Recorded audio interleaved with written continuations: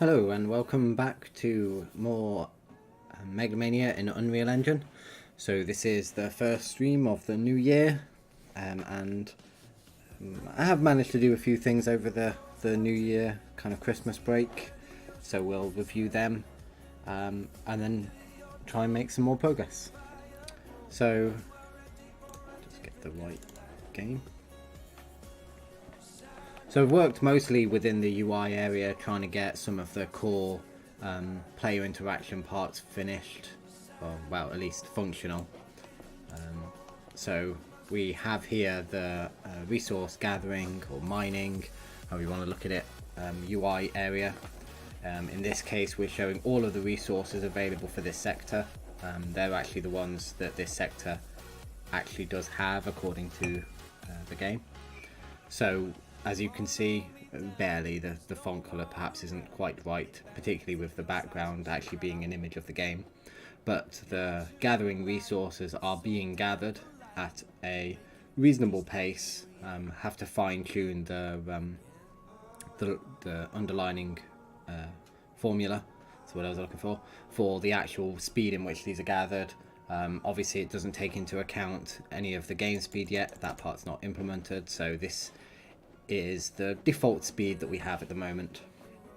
Now, we also have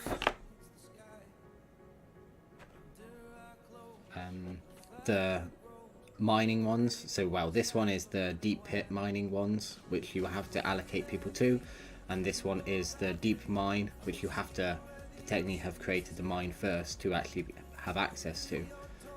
But we're able to allocate people to the resource, and the gathering begins. We can allocate all of our 60 people. Well, we have 60 people by default as I've started it, but obviously we can only allocate the 59. So we can see that now they're coming in. Now the way this has been balanced is that when these gatherable resources are gathered based on the amount of free population, which I can't quite remember where I saw that, but it seemed like that was the right way. But when I was comparing my implementation to the real game kind of side by side, it didn't really seem like the free population influenced the gatherables in quite the same way. Now also we show 1 decimal place completely, so we see the whole 0.1 to 0.9, whereas the game only really shows full numbers and halves. We can't allocate more people to the other resource while they're all allocated here, but we can deallocate them from this resource and allocate them in this resource. Again, we have that same population limit. So in terms of, we can't go below 0 too.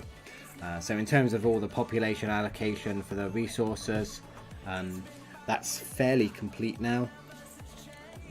There's plenty of work to do to kind of refine the formula, and we do need to ensure that particular resources are only accessible in particular tech levels, but that shouldn't be too difficult based on where we are now. So if we just stop this one,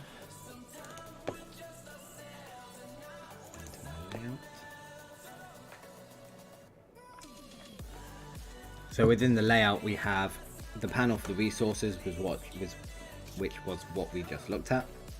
Also have a panel for the army panel, or for the creation of the army.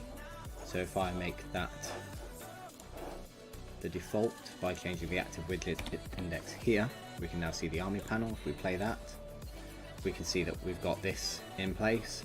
Again, this is showing not all but some of the technologies available. I don't remember quite why the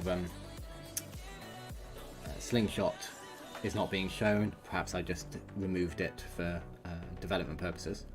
But here we've got the free population, and simply they say OK. The basic concept is that they should say OK when there's enough resources available to create one of these weapons. They should say a kind of a hyphen or a no number if they don't have enough resources to create the weapon. And finally, there's a third state where if you've created and deployed army units of a given weapon and then return them to this castle or any other castle, those, you don't get the resources back for the weapons. They're kind of created as you would expect. You can't undo that, but you can reuse them, and then this would show a number of how many you've got available. Again, this bit works to a point. We're able to create an army of the varying different things. Now we can't see underliningly what army units are in this army, but obviously if I click on any of the weapons, the appropriate population goes down. We also can't deploy the army in any way, so that doesn't work. Changing sectors actually produces quite a lot of errors, but I haven't dealt with that yet. We can also reset that and put them all back. So we're at the point where we can drop the army down, just haven't quite got to that implementation detail yet. Can't obviously change screens, hence why I have to do it manually. So I'm actually going to try and work on the research one next, because I think that ties these three screens, the resources, the army, and the tech research designing one is kind of the three core screens. The defense one is fairly important, but that again interacts mainly with the actual sector view in terms of putting the defense. The repair is similar in terms of doing the repairs, so they require more stuff outside of just the screen, or the UI panels as I've called them. So now obviously the research was something that we'd done in previous iterations or prototypes, but these panels that I've created from scratch to ensure that I'm not reusing bits and pieces that are partially working, or just to make sure that they're focused towards what we need. Now each of these widgets are available in the they're just here and here. So I'm just going to copy whichever one has the least implementation, which I think is the army one, I think.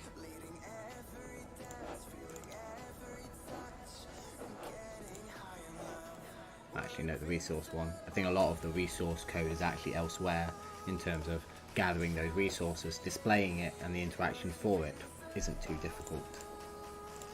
So I'll copy the resource one. And I'll call that the research panel. I've copied it mainly because it gives us this core layout. Particularly related,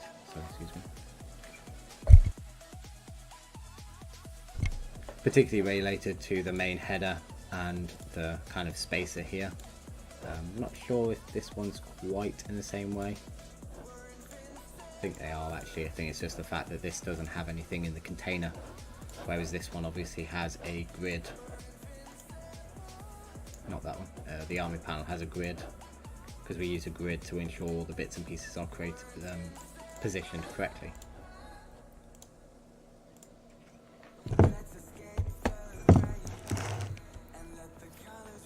So we need the research icon.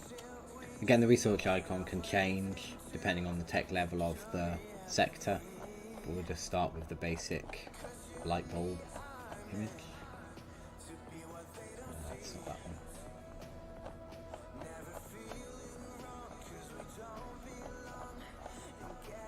Should name the headers a little bit more.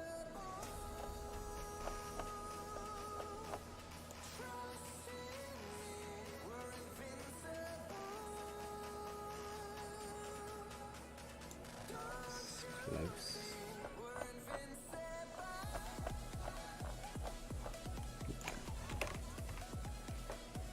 No, did have it named. Okay, so we've got a resource container. Now the text have to go in 3 columns, basically as we did before. I think that way works. Order, which is a bit something that we haven't really sorted, does need to be sorted out for the final version, but so it's unlikely that we actually need this resource container at all, because we want things to go downwards basically. We will keep the header image We don't need the resource widget map in this case. Create resource widget. We'll get rid of that one. Event tick. We'll keep the checks here. Don't need the resources. And don't need any of that.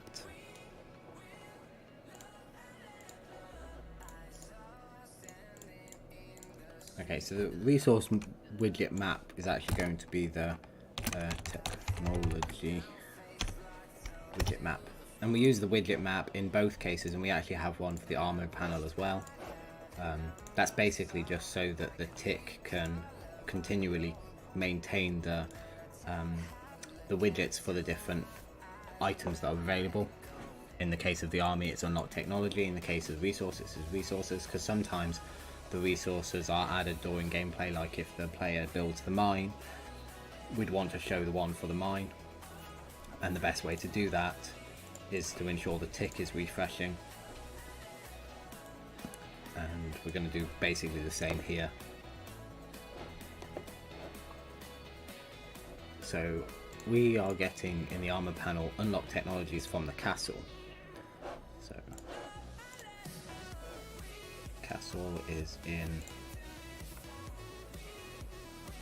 I think it's the main section at the moment. Main game. So we have unlocked technologies. At the moment, they're obviously all, well, actually just the 3 that we saw earlier are considered unlocked. We can, once we've got this all bit working, we can remove those and actually go through the process of unlocking the technologies. So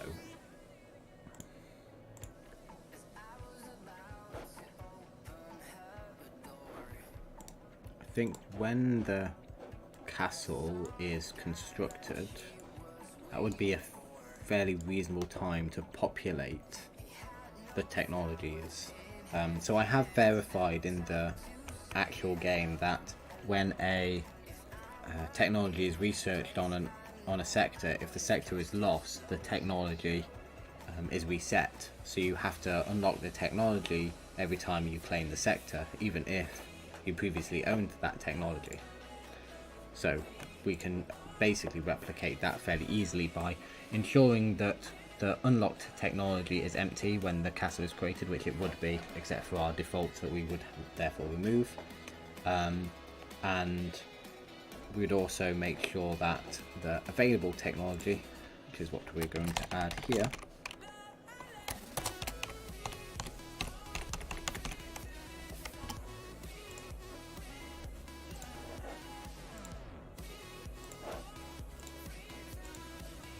is populated when the castle is created as well. We could call these available designs and unlocked designs, but we'll keep them as technology for now.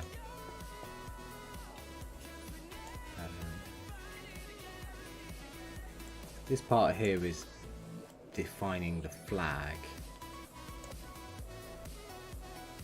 I think we'll just take that.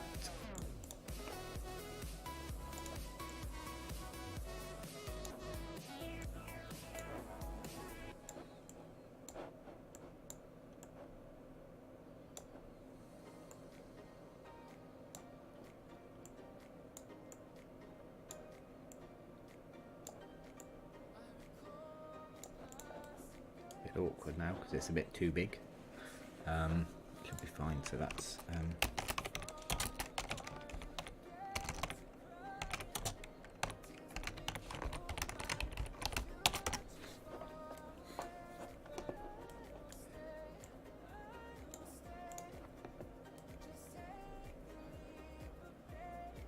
so somewhere we need to know what the level tech level is basically between the two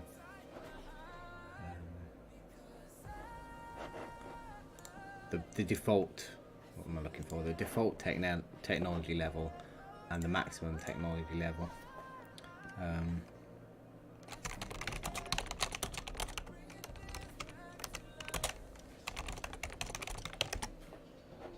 Just remind myself of the available blueprints that we have.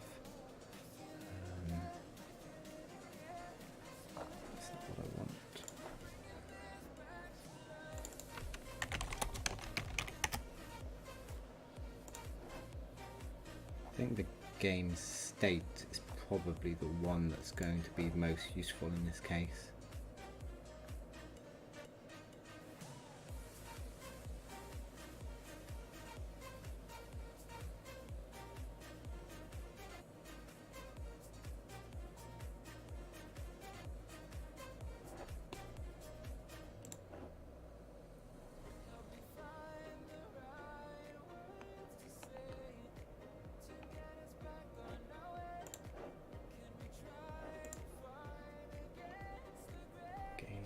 Instance, yeah, game. Put it in the game state. I suppose at this point it doesn't really matter. You can always move it to the wrong place.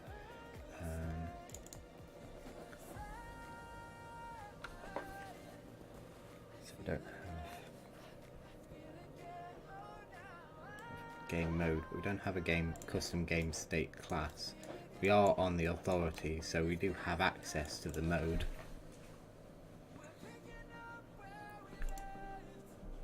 I don't think we have access to the level. I've tried this before. The level's always an awkward one. But we also have the game instance. Don't want to put it in the game instance. Okay. Just put it here.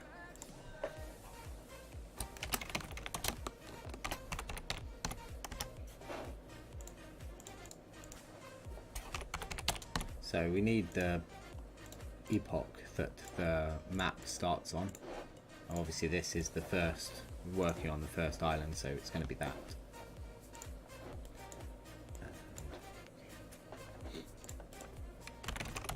Mode.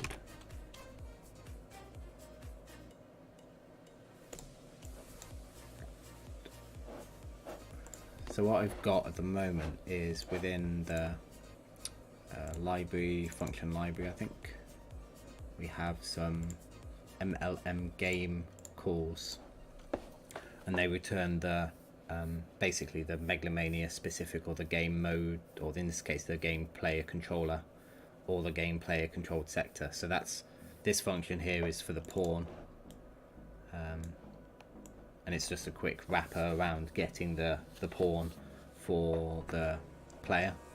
And this one's even simpler, just the player controller. It does the cast. So we're going to add a new function. Get game mode. Put that in there.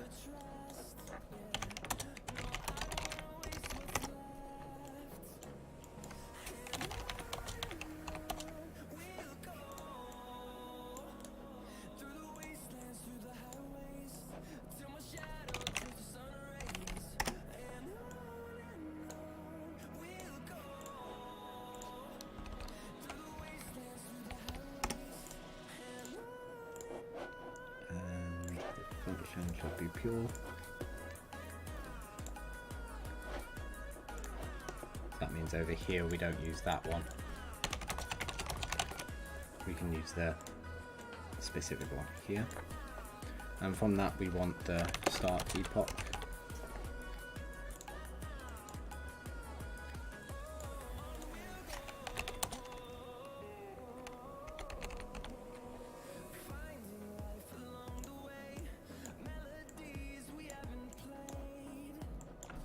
Need to change it to a point.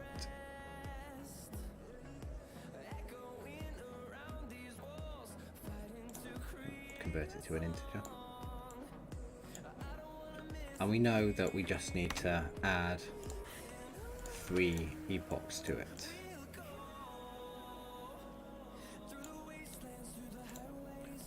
I think.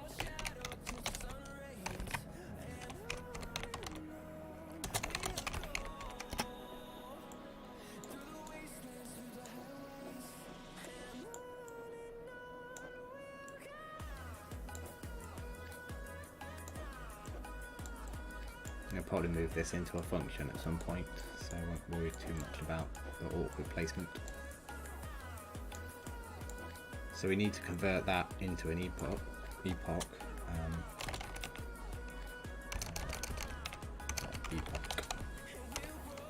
probably need white.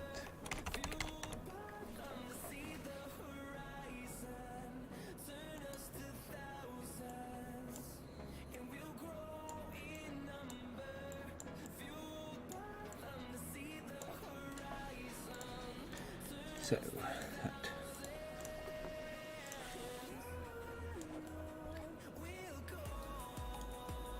Not quite sure we need to switch on actually. So for each of the loops we want to get data table row. What do we get? Technologies. So they all have a name.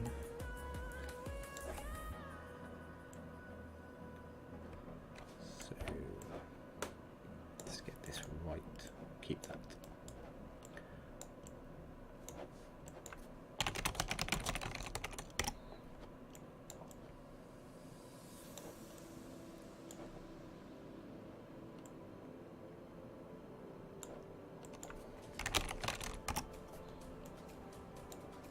So we're definitely going to have to move this code somewhere else, because the likeliness is we need to know the available technologies elsewhere.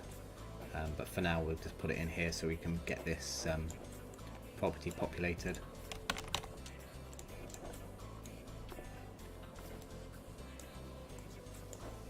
So the available technologies, at the moment the unlocked technologies is just all pure combat ones. Whereas I think the stick is obviously a defensive one. That's not something I've taken into account. If we go back here, we can see there's a stick here, which is wrong because we shouldn't have the stick in the offensive area. But at the moment it doesn't check, so we can fix that up, because the available technology, unlocked technology, is going to sort all of the ones that's available for the epochs. So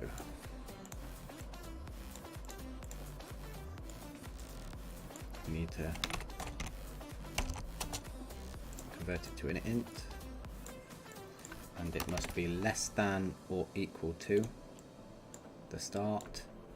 Oh no, greater than or equal to, and less than the end.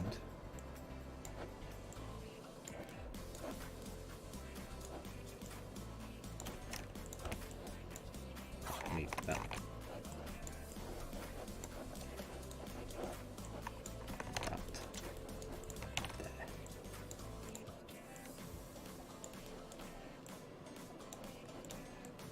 So greater than or equal than the first one. So the first one would be 0 or 1. We need to add 3. Be 1, 2, 3, 4. Yeah, so it needs to be less than, I think. Might need to be less than or equal to. I always get them mixed up.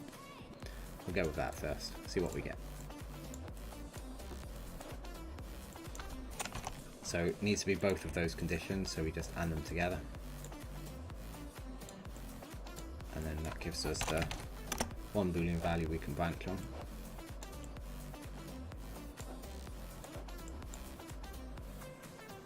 If all those conditions are true, we need to add it to the available technologies.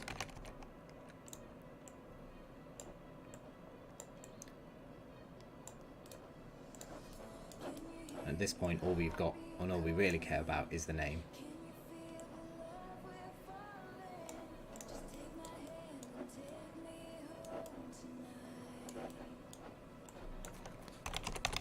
Once we're done, it's just,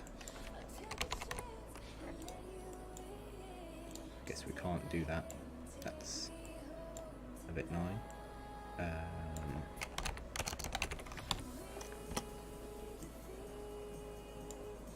Bit long-winded just for some debug line that once we know it works, we probably don't need anymore, but we'll put it in anyway. So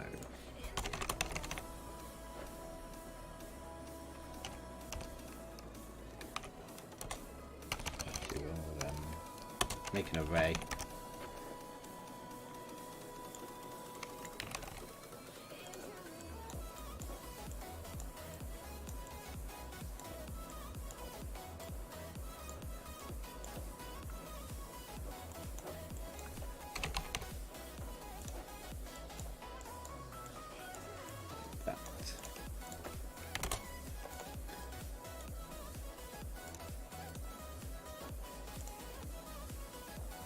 hopefully iterate over all the available technologies, and we'll make an array, and then we print that array out.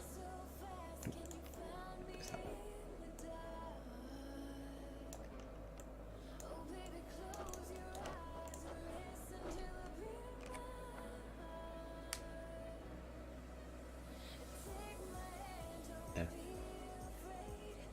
Oh yeah. Got a bit confused there.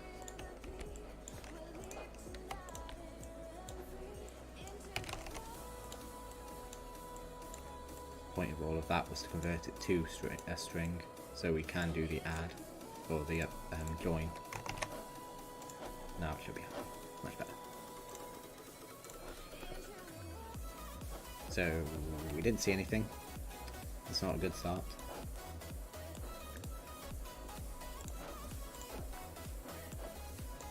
So we definitely arrive here.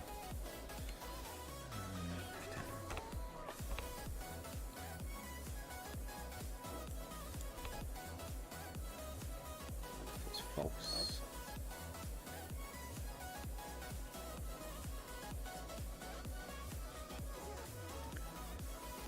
So we're looking at the bazooka, that's obviously false, that's fine.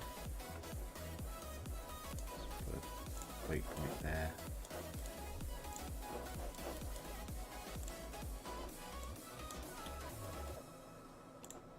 Again.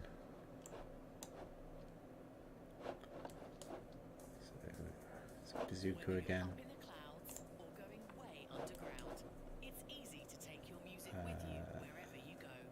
What's that one? Biplane. I think that's just going to take too long.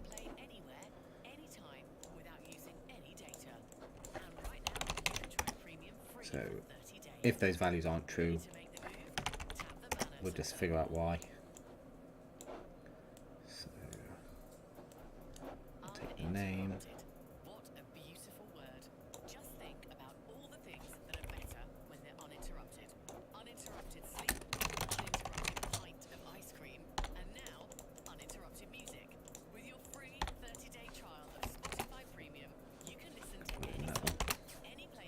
So that will be the tech of the actual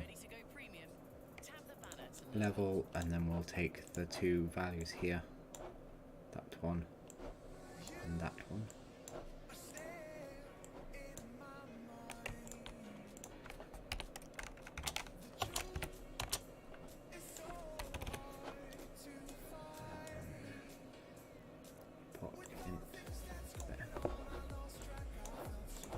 That should give us a whole bunch of output.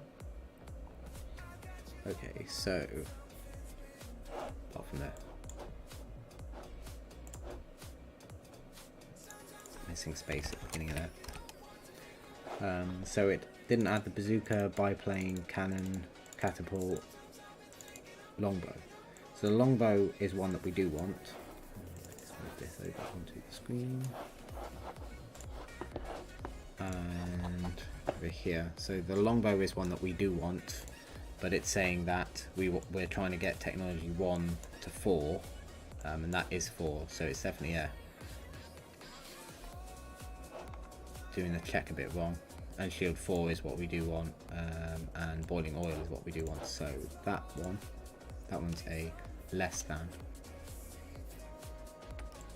So we do want a less than or equal to.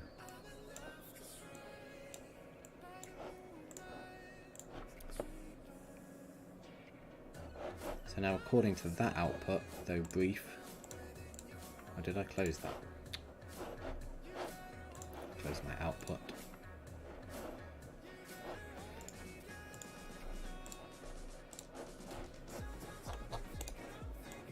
So we have added all the ones that we should have added, even though we can't see them based on this.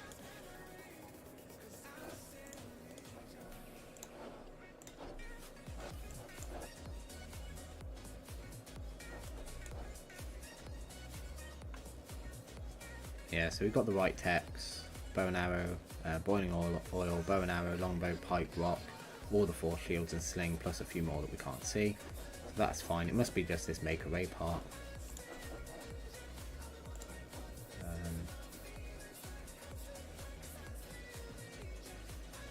I'm quite sure it should have been fine.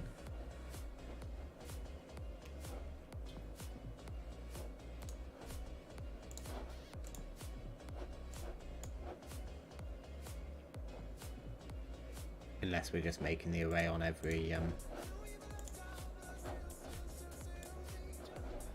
iteration, and that's why it doesn't have everything in it. That's probably true actually.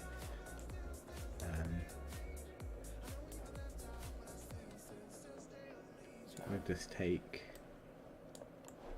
all of that.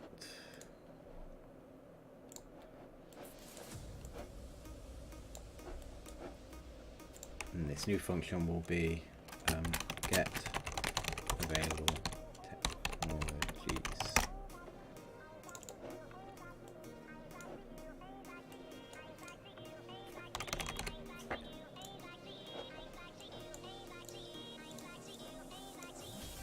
So we won't actually set them in here.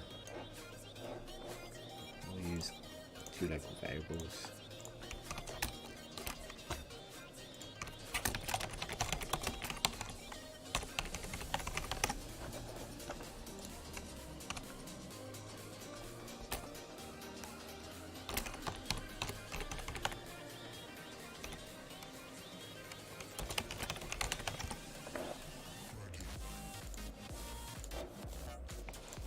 Use that one here now.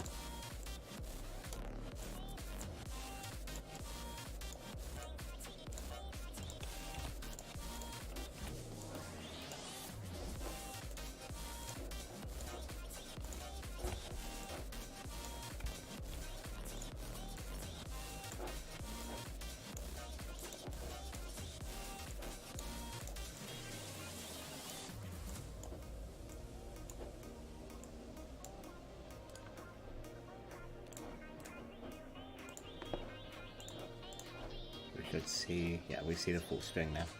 So we don't want it displayed to the string, to the screen even.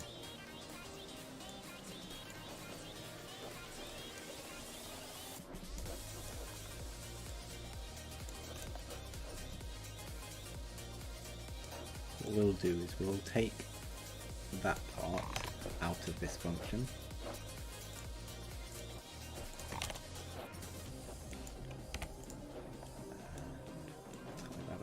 There. Oh, some byte. That's what we wanted.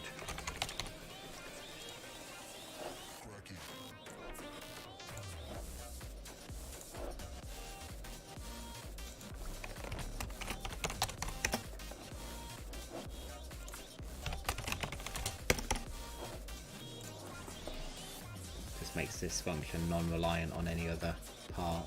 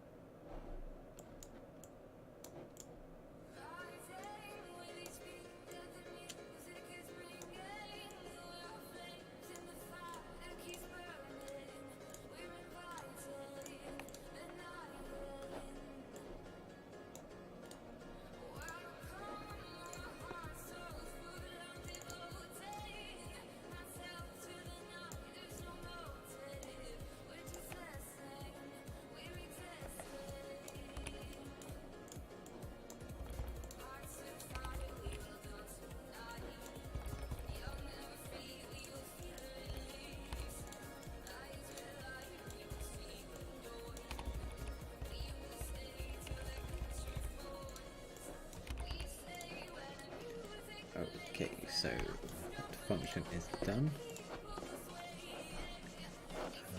Back to the event graph. So we just pass in the start technology, sorry, the start epoch, and we set that when we're done.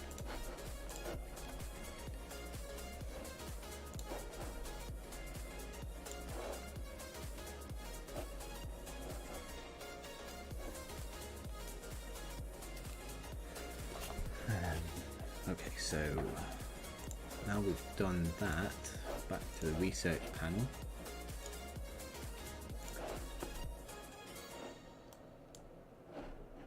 So as I say, we do have one that we created earlier in our old UI. When they were called screens. Where is it? Research screen. So we can just take some of that for inspiration.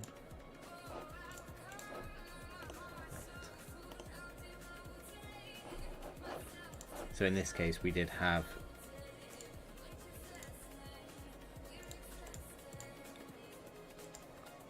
this task placeholder section and current design, so a horizontal box, 3 vertical boxes and headers in each of them. Okay.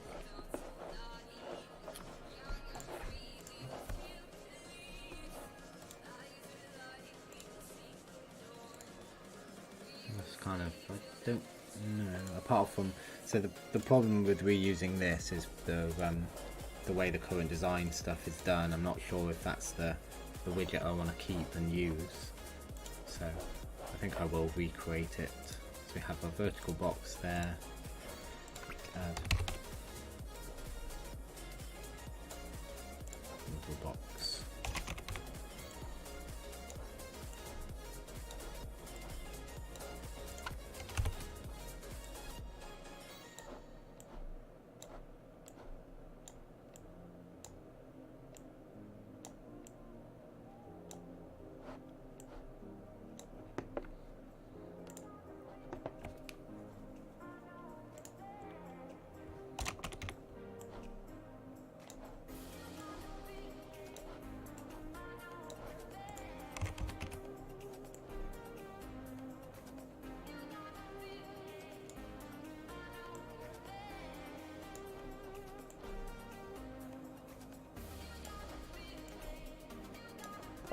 Got our 3 headers. It's shield, defense and offense.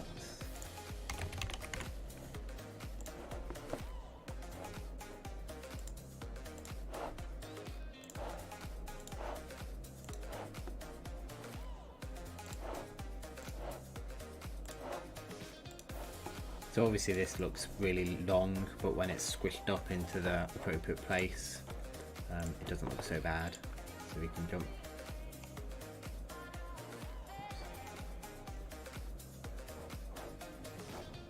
Some major errors there with the editor, so let's quickly save everything.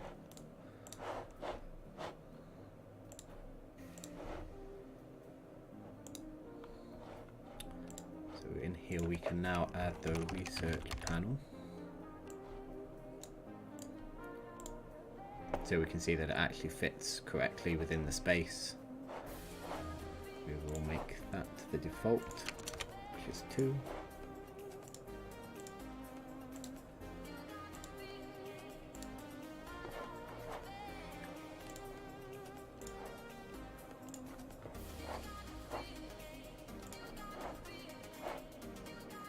So this vertical box is the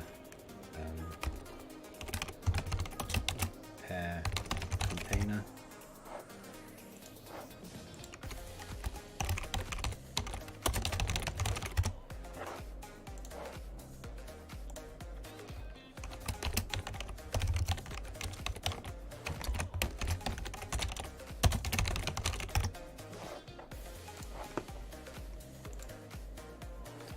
Don't need to change those images, they're never going to change. We will obviously have something in between the header and this horizontal box in the future, but these vertical boxes are where the technologies will go.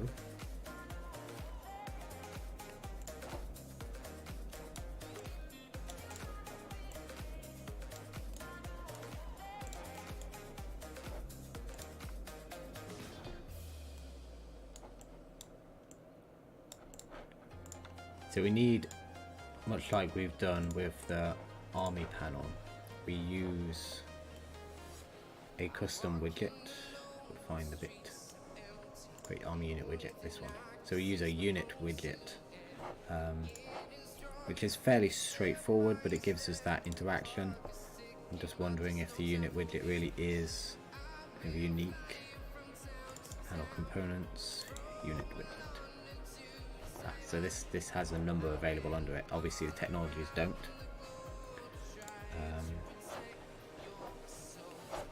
So what else do we have? Resource widget. So the resource widget is just an image.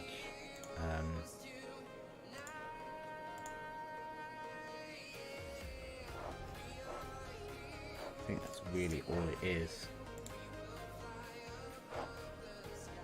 The resource widget doesn't seem to have anything in it.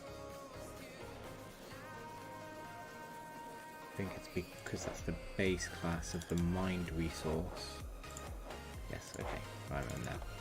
So the gathered resource, this widget is actually the whole length, not the whole length, the whole thing, kind of all the bits and pieces of the resource page. So it has the how it's gathered or the population if it's the mined one. Has the actual resource and how much you have, all that kind of stuff's all incorporated in here. So obviously they're non-required. The unit widgets again not too much. So in this case what we actually want is just a clickable image.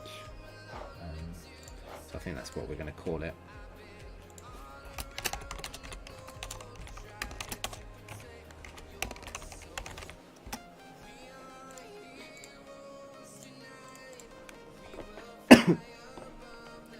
So it will be an image.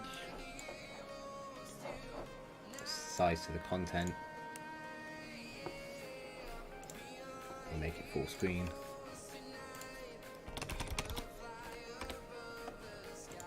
And do we want a bow and arrow? Nice and big. So obviously that's going to be shrunk down to what it will be, or what it should be for the particular thing. Let's call that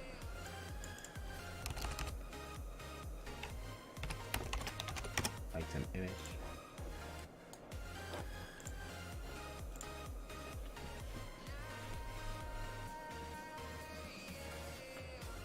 So we're going to need items listed under here in the research panel. They're going to be the blueprint images for the particular technology. We also will show them in other places. So, and they'll be clickable in other places as well. Not so much the defense and the offense, because they have further interaction really. Although the offense and the defense are actually fairly similar. So they may actually be able to be reused with some minor changes at least. But as a clickable resource or clickable image, it's not going to be that unique. So we want a way to tell this what image to use, or if not what image, what thing to use. So we could say technology, and then we could say this technology, and it should be the blueprint, or it should be the research one, and so on and so forth. Or we could just give it the image. Not really sure which is going to work better. So we start with the simplest version, which is just going to be the paper sprite. And that's what we're going to pass in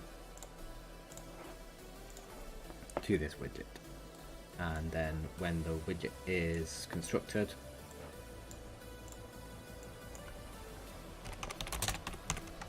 we're going to set a brush. I'm going to make it from the sprite.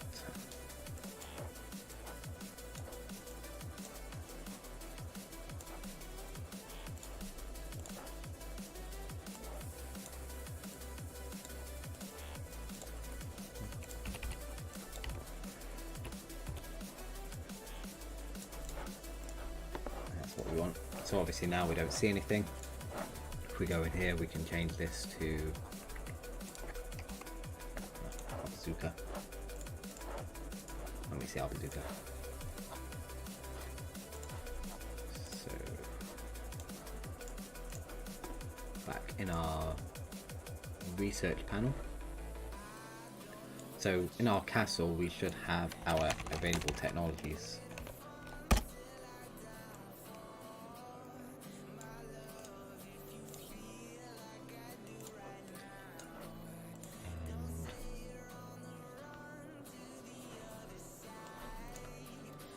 Widget map.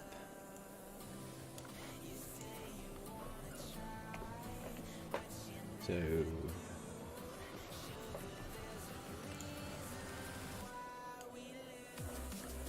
available technologies is just the name of the data table row, so it's not much use in this context without getting it. Nope, not row names. Get data table row technology. So we need to get the data table row again for each of the technologies we have available.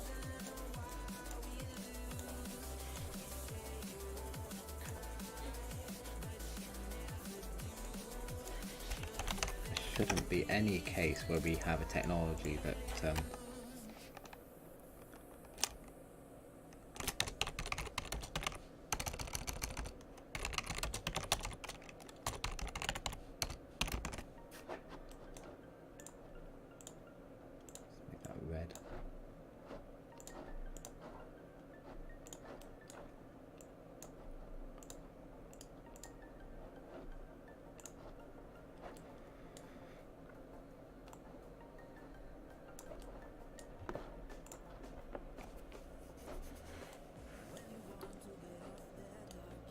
So at the moment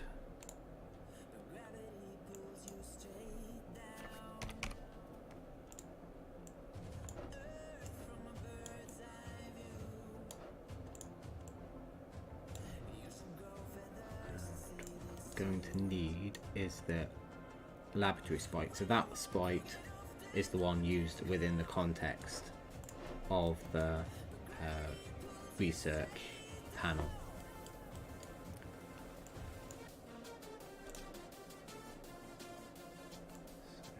First thing we need to do is create the widget,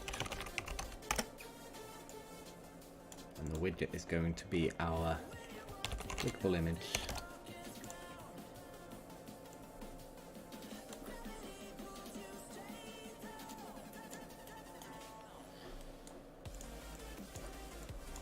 So we have that. We want to add it here.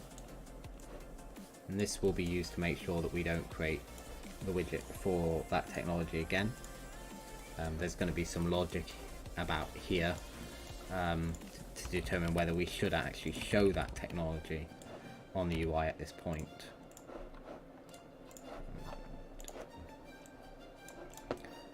But for now we're just going to display them all. So now we need to figure out which category to put it in.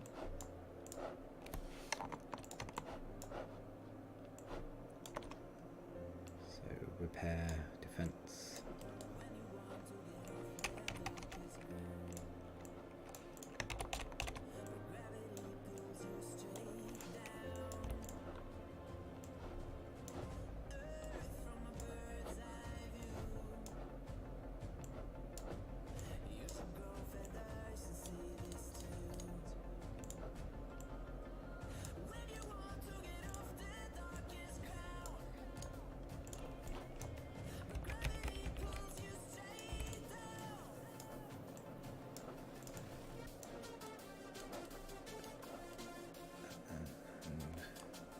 Need to do that check over here.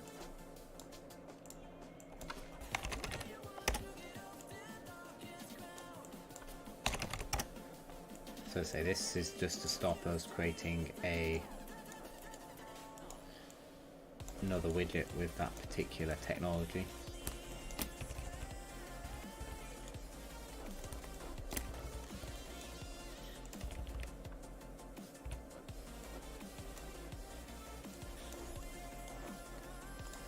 Should populate it with stuff. Not quite. Technologies not replicated from the castle. That would be the reason. So we need to go back to the castle.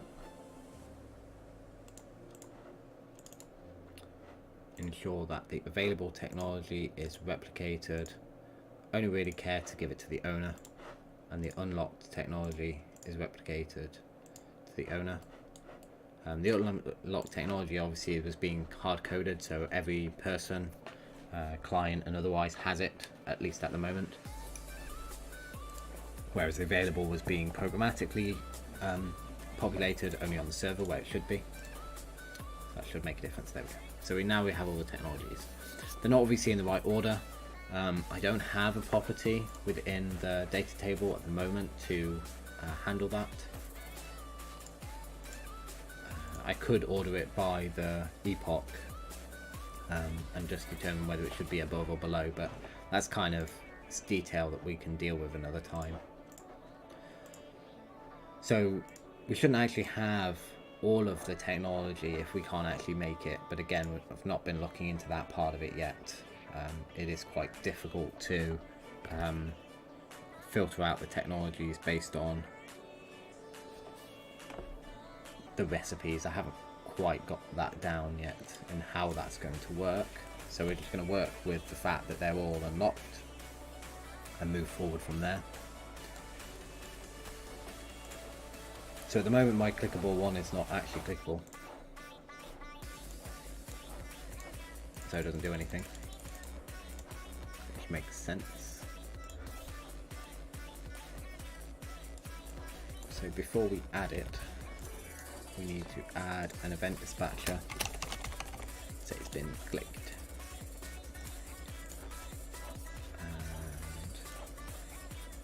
And then we want to override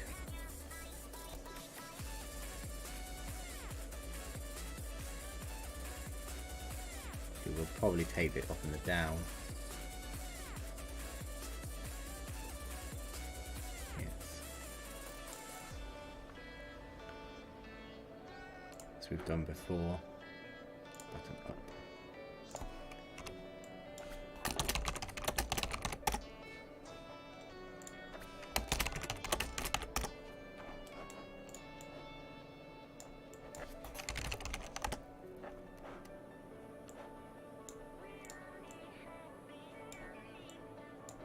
So we'll keep the same arguments, the geometry and the pointer event, just so that everything's kind of passed through.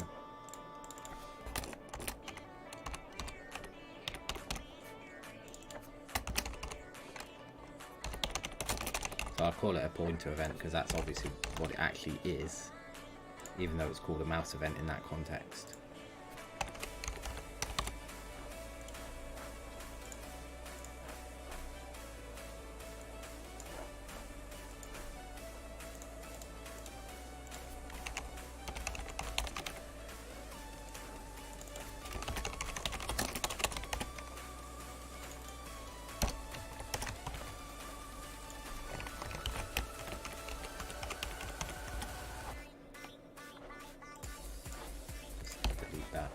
Re-add it.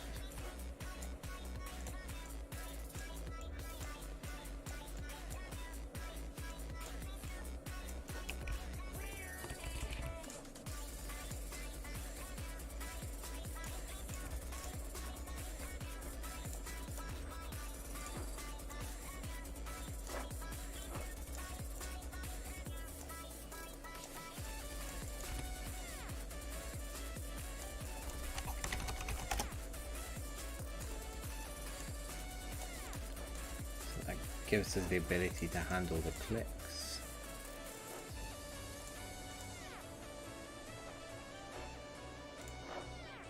So we should be able to go in here. Not in here, the research panel. So we want to, can't do it in that, gotta do it here. Fine, not listen, wrong engine.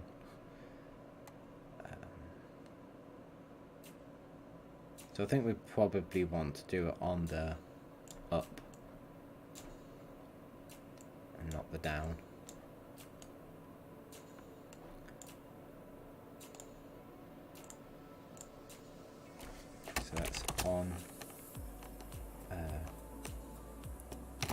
available technology clicked. Bit lengthy.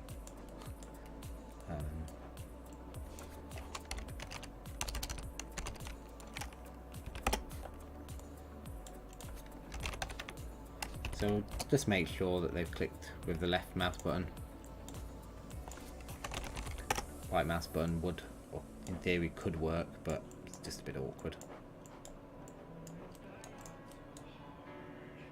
So if they have clicked the left mouse button,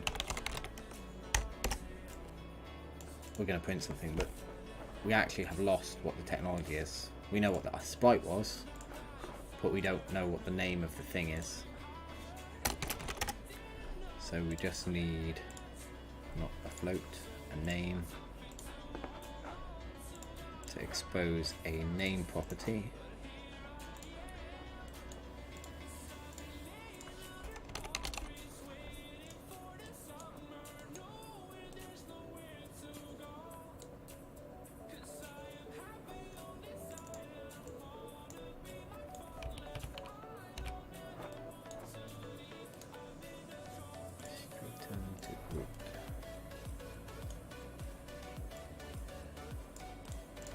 That gives us a name, and then we need to change our events.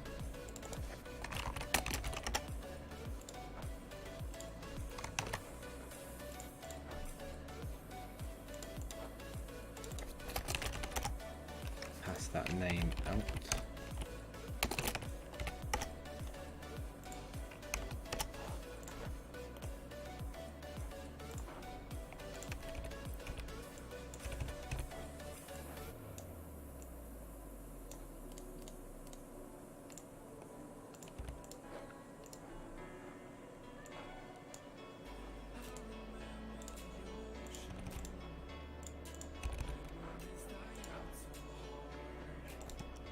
That one didn't work. And why one worked and one didn't.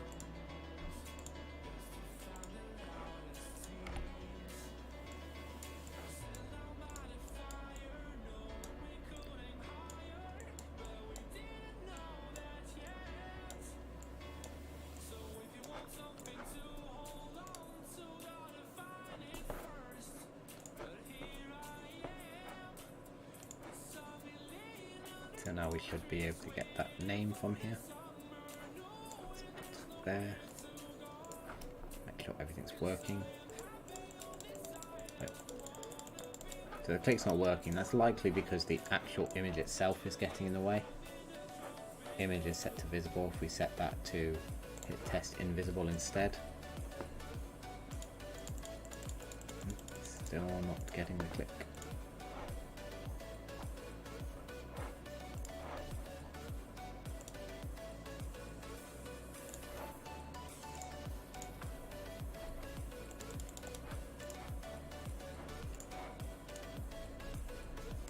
Had this problem before. It's just a matter of making sure that the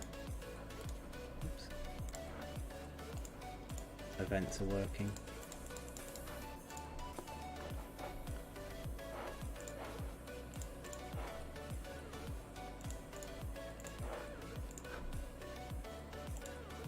There we go. Just had to make the top level item visible so that it would handle the events.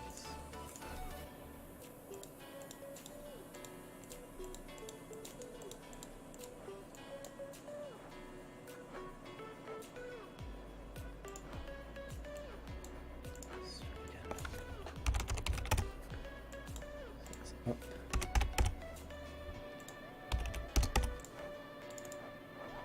That one.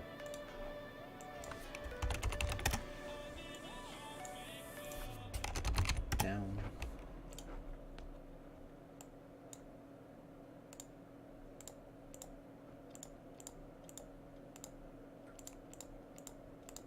Okay, so they all work.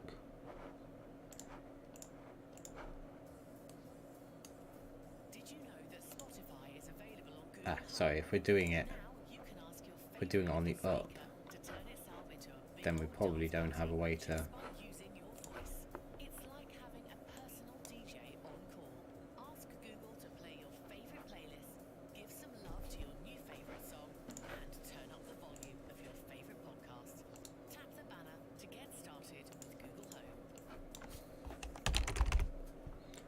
It's a bit odd. The only way to know, let's see if that works in the context of the clickable.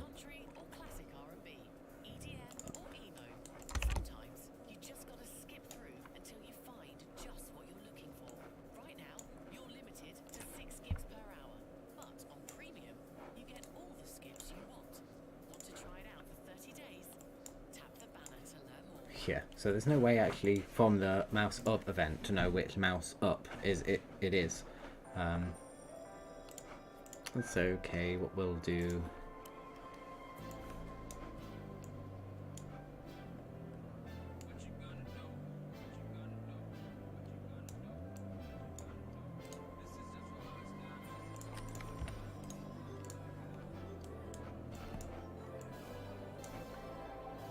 really sure what the pointer event really gives us.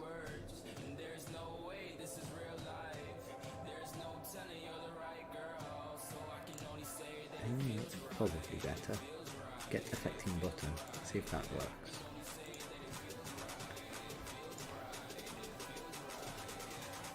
Switch panel. Get affecting button equals left mouse button.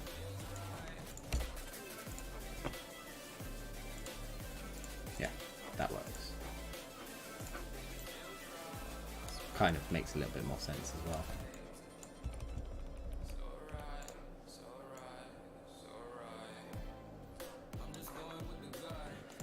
That means we don't have to change anything in here. I was gonna set a variable and pass the variable through and maybe even get rid of the point event entirely, but that works a lot nicer.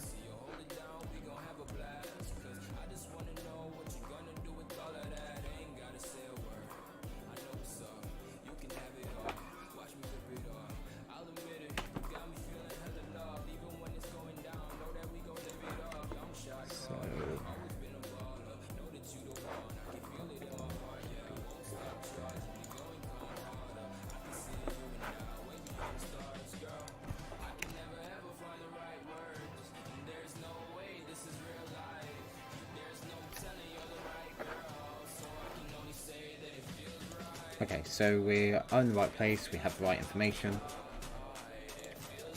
The next step is to allow the research to start, and this is where it gets a little bit more difficult in terms of kind of setup.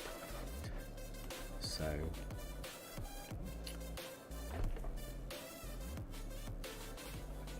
we have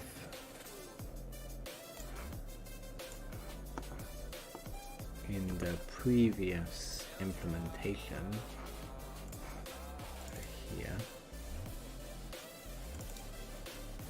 here we have our task, root task.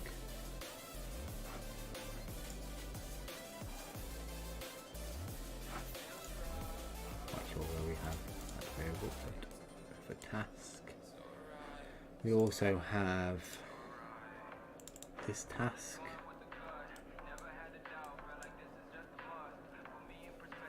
See, that looks very similar to our mined resources stuff.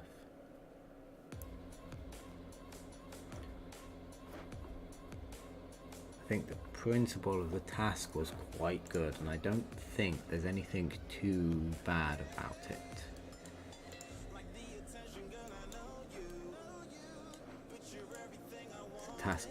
The task implementation was something I did quite late.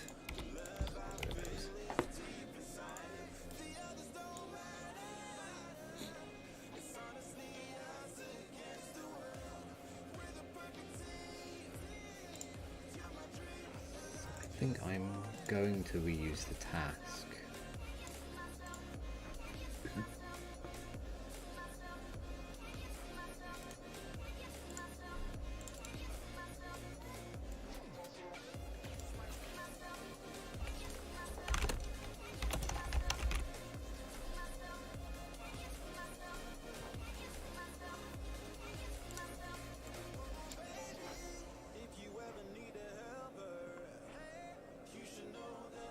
Accept player control is slightly different.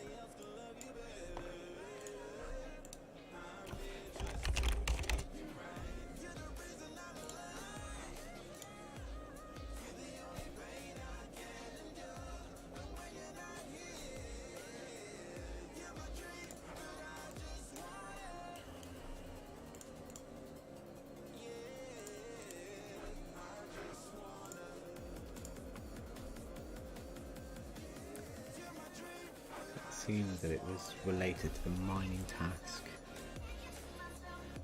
resource gathering task,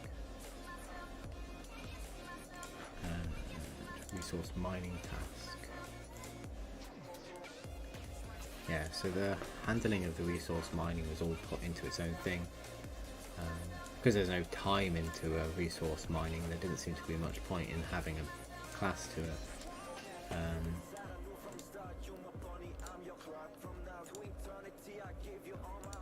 Even though the ability to add and remove with left and right click and all that kind of stuff is fairly common.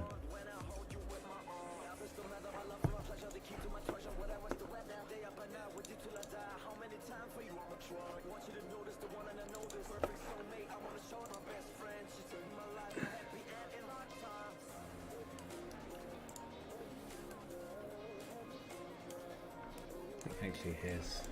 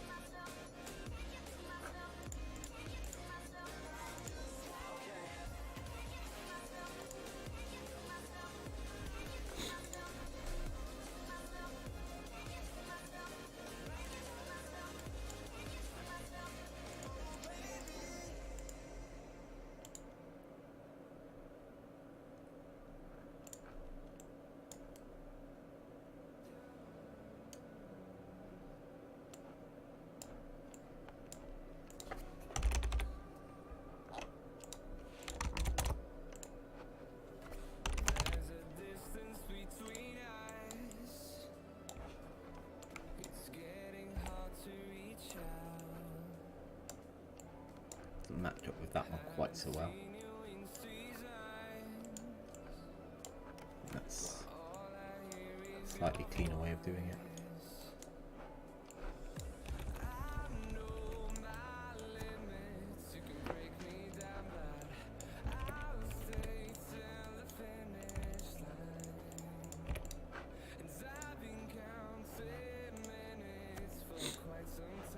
So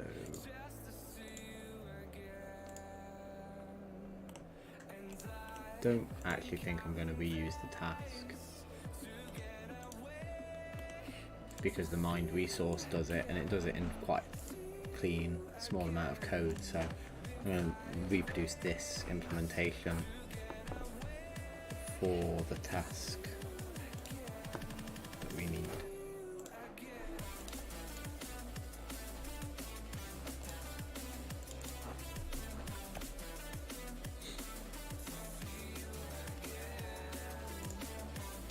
Really remember what the resource one gives me.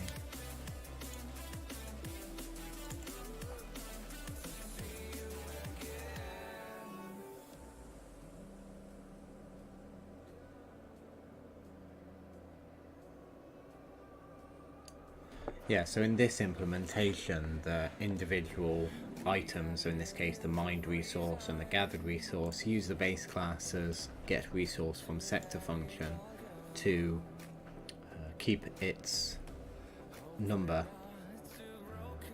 up to date, or keep a reference to the resource, I guess, actually, not.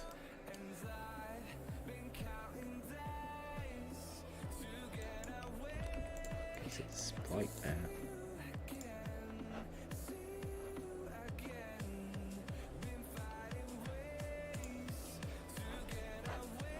Because the get resource from sector returns a resource object which has the sprite.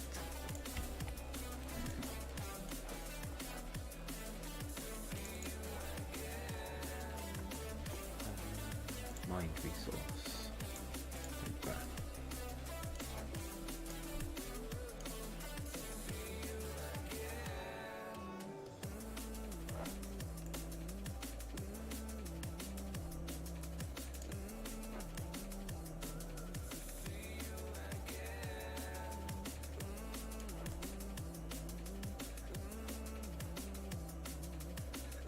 seems to get it from the data table quite a few times. It does it here and it does it kind of in the pre-construct as well.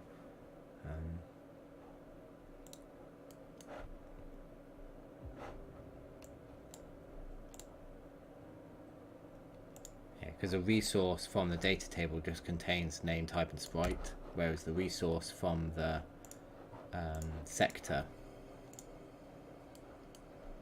this sector resource, contains many more properties for all the different things. I don't know if type and sprite really are something that it needs, but I added them anyway.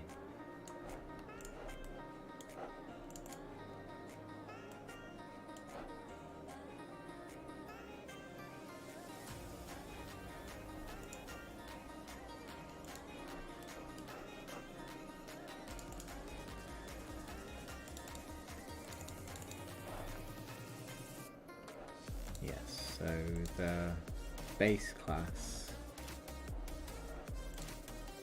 implemented these two set resource image and sets resource quantity as abstract functions effectively.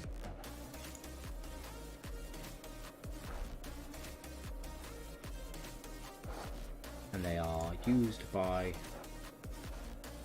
or overridden by the other classes to set stuff. So a lot of this is unique to the mined resource. It really is just the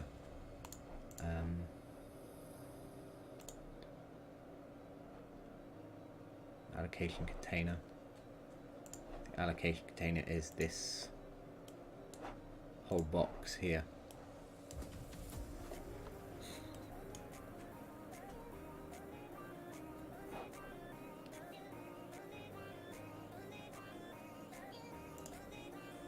Yeah, I think the thing is, there's not really much code in here that I'd be able to reuse for our research task. So we will just create a new one, I think.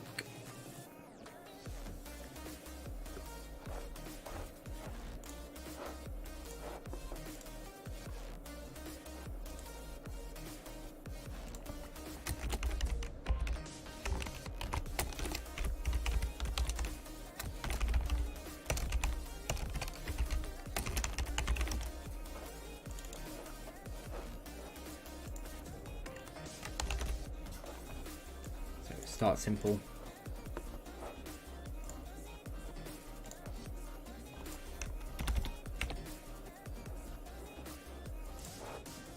Basically going to reproduce or recreate the mined resource.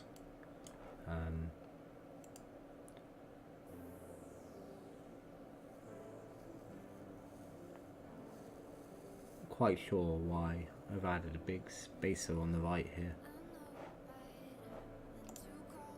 Let's have a quick look on the layout.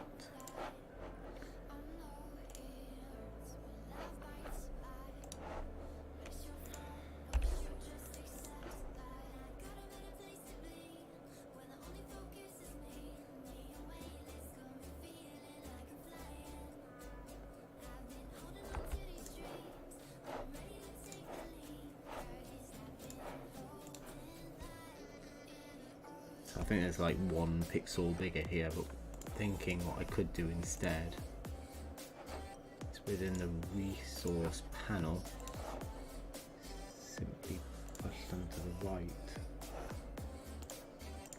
Should produce the same result. So we've got about 2 pixels at the side there, which I think is, we're trying to align them to this side, and I use the spacer to do so. So now we should be able to go to the gatherable one and get rid of that. The mined one. Get rid of that. Let's see if it works out. So that one's not done. It's correct in this case, but it's not in this case.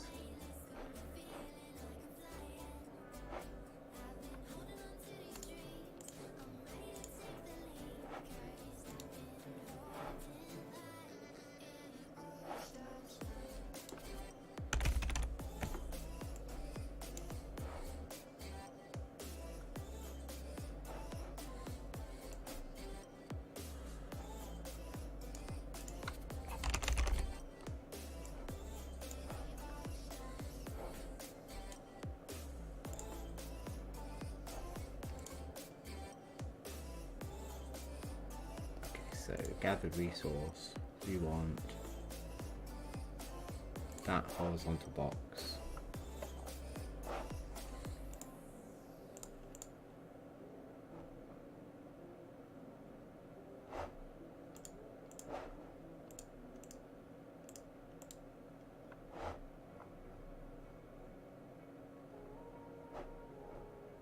Yeah, that's the thing, we can't seem to set the horizontal box to right align. Maybe we could do it like this.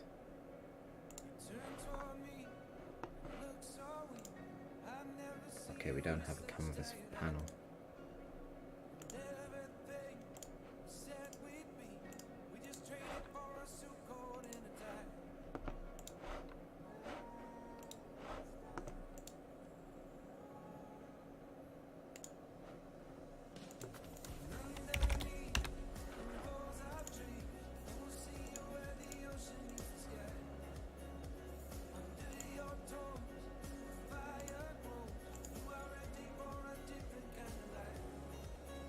Yeah, I suppose actually what we don't really want to do is align this horizontal box to the right, and that works. Just having it in a canvas panel, I think, was the problem, or not having it in a canvas panel. So I think that's anchored with that one, although that one shouldn't make any difference either. Yeah, same difference.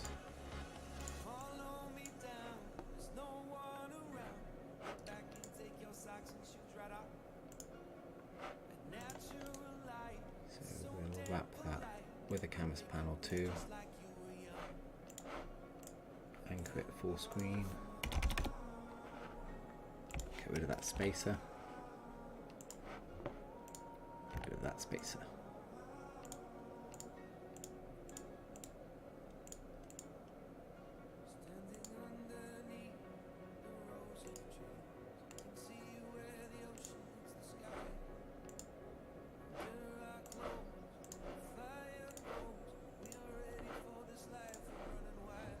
See what that looks like. Now they're all, yeah, so the end result is pretty much the same. That one obviously shouldn't expand like that.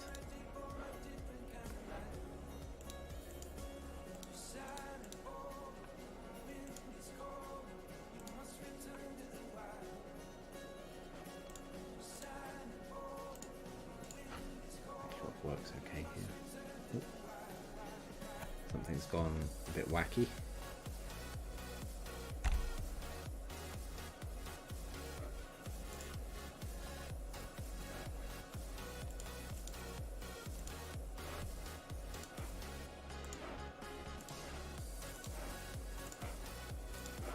Let's see if it's anything to do with this filling.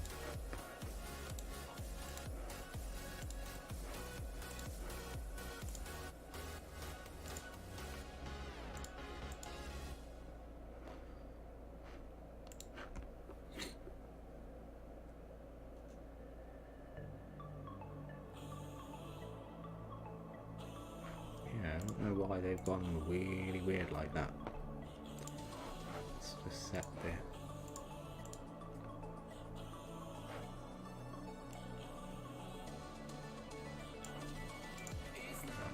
See if that makes it better for the... Okay, so that's fixed the gatherables, so we'll do that the same in this case.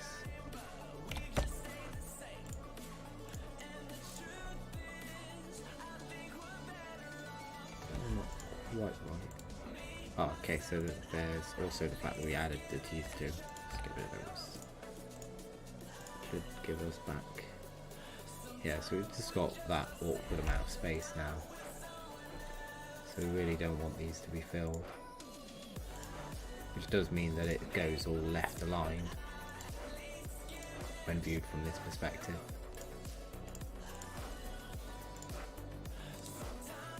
Which is kind of what I was trying to avoid. It just looks a bit awkward now. It's all pushed up over there, but it seems to be the way it has to be.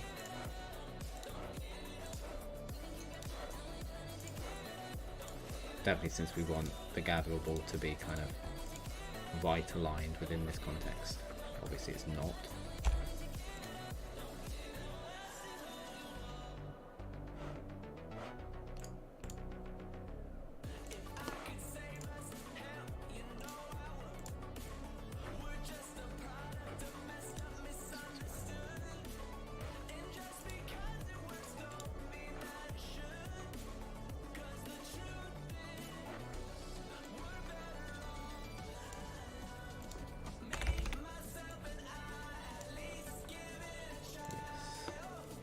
So we can align it once we've added it, but we can't obviously align it beforehand.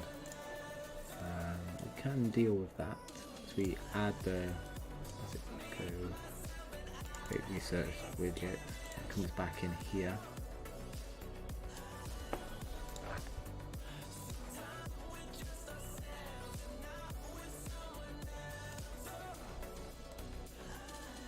Resource widget, we add it to the vertical box, our resource container. I think set horizontal alignment to the right.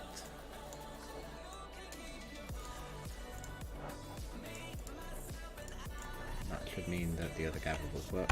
So now we can remove the two placeholder ones.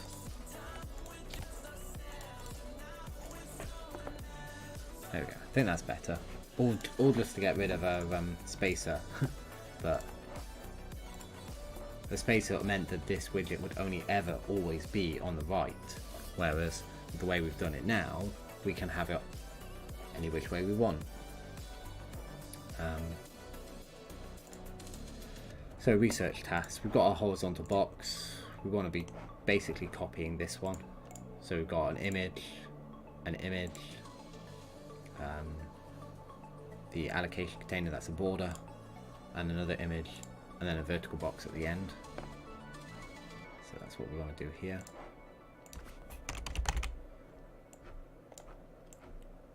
Effectively we'll always have that one missed, 5 images. We will anchor that in the same way we did the other.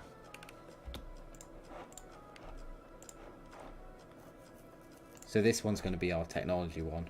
So we'll just pick a technology. Correctly. This one is. Need an example or a reference, whichever way.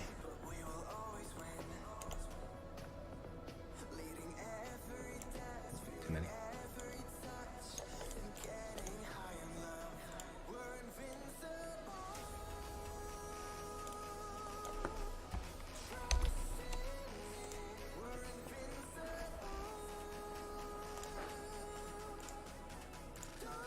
So when none is selected, we need the little person and the hyphen, so we'll deal with that. That obviously is completely interactive. So we can drop that in, I think. The only downside is we need to be able to show that and then hide that if something is being researched. We could create a widget and we could switch it around, but that is basically going to be the basis of what we're going to do here. So we have our widget switcher, and in there we're going to put the task, but also we're going to be able to put our image, which actually needs to go into a vertical box.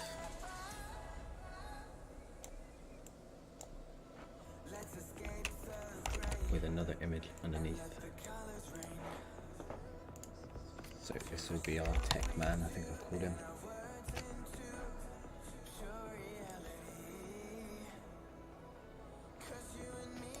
That one there. Size him. I don't think I've got the hyphen. Might have it as a minus.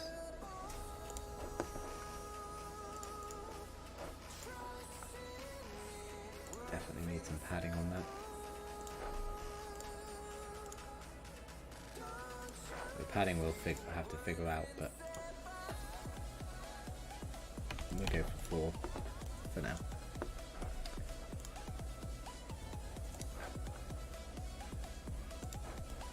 So that gives our default look. I just need to switch that back to number 2.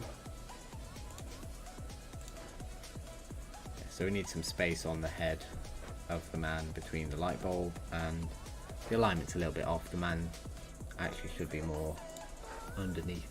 Oh no, actually he's a bit off there too. It's probably about right. Okay, so that's quite good. We've got the basics done. And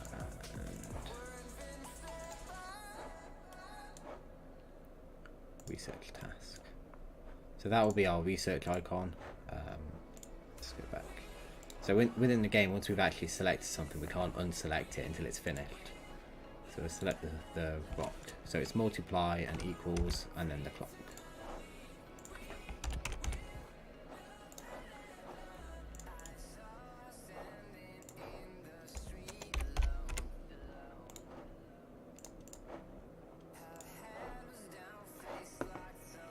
So this one needs to be our border.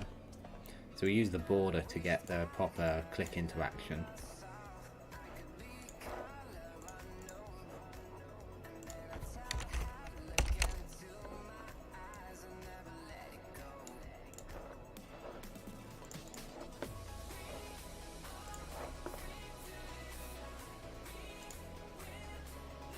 That one, I always do that one, but it's actually the brush. So to make it completely transparent.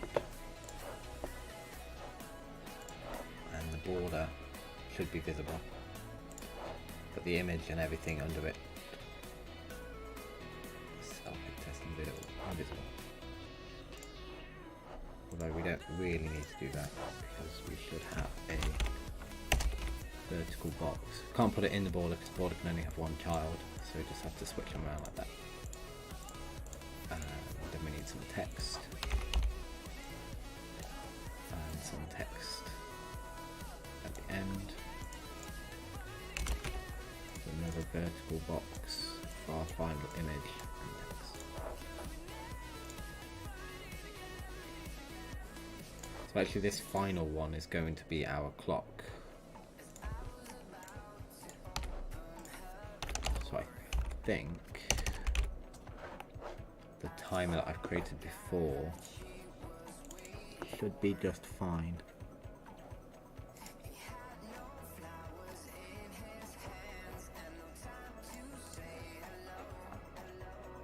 Not quite sure where I put it there.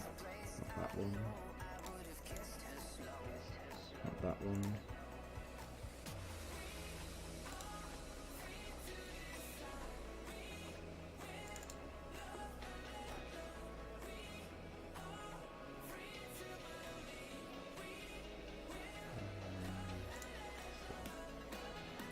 Research task, where's that one gone?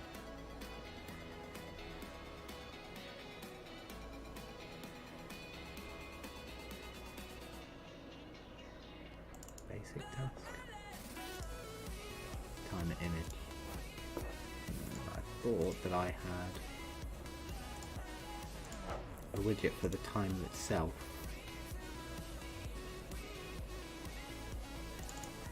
Task.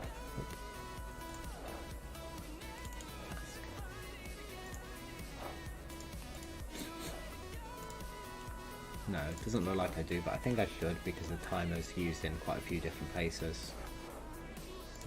I think it would be easy to manage it if it was its own widget.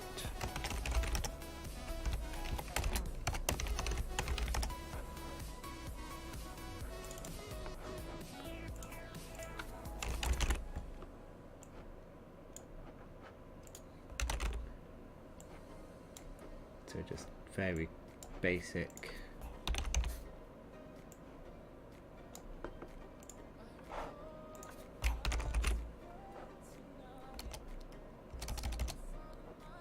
Do I not rename any of the clock faces?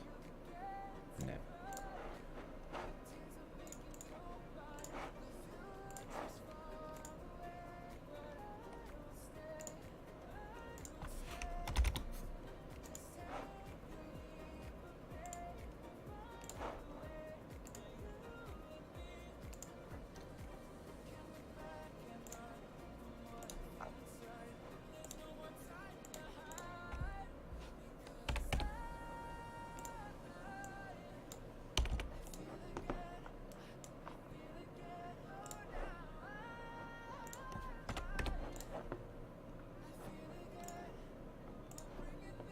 So I'll fix that up in a minute.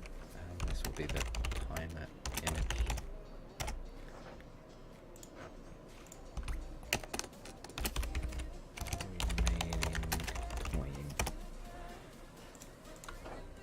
But that means we can reuse it now in our research task.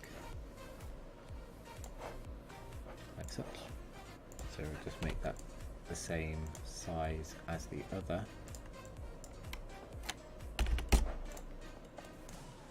That one needs to be, look at the top, I think up to the top.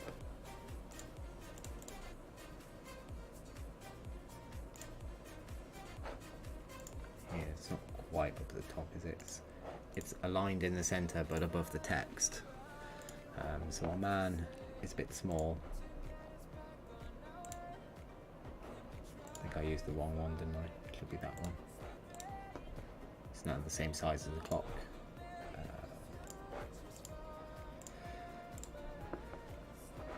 So I think, what did I do for the mind resource?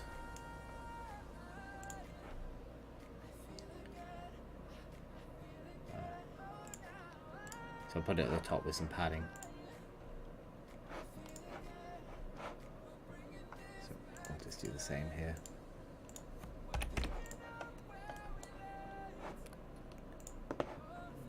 That is bottom padding. Seems a bit odd. I center it middle and then I add both paddings.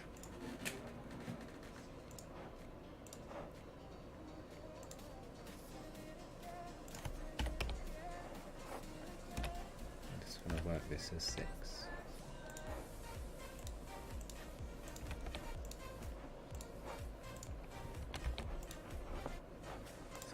Here it actually kind of middle of his arm, so maybe 4.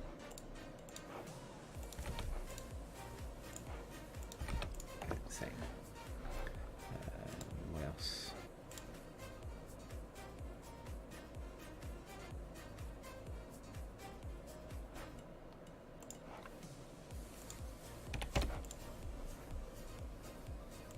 Probably not 2 actually.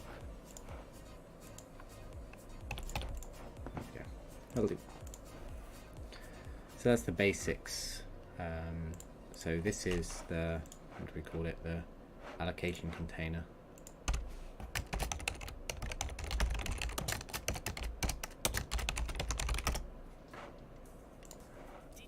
This is our, so in this case he's been called the technology icon image.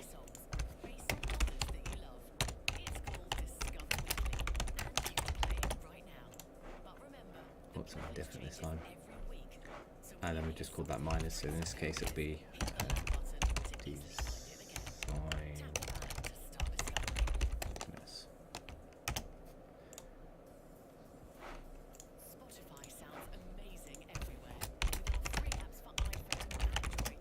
So I don't think that the technology stuff can hide these icons in the same way.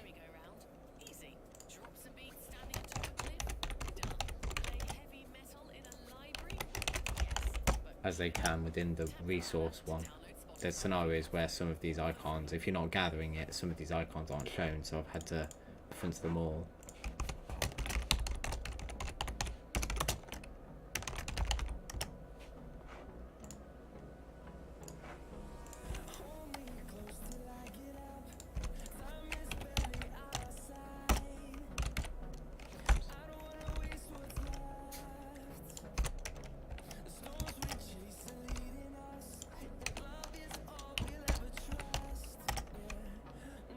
Can't just get rid of the space because it considers it the same. So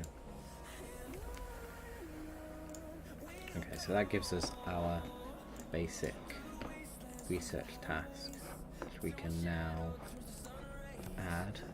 So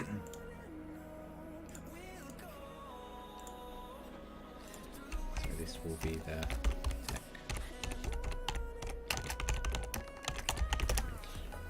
we will have to change that based on the tech level of the sector.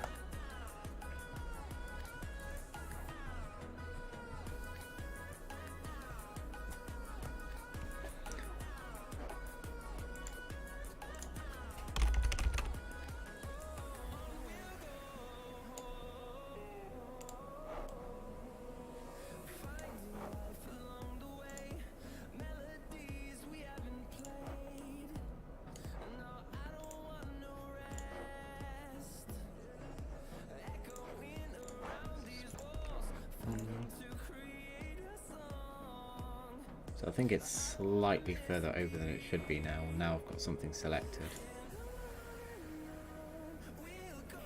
His head should be aligned with the middle, so he's probably 1 pixel too far over. Damn it.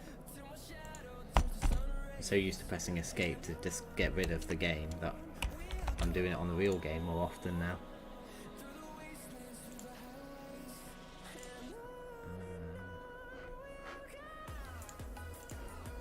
Probably just because of some additional space that we don't need, but that'll do for now.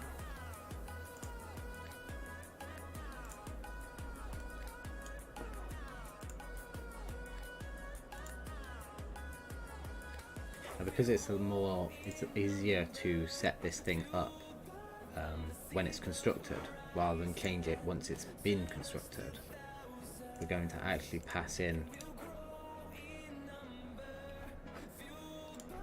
the technology.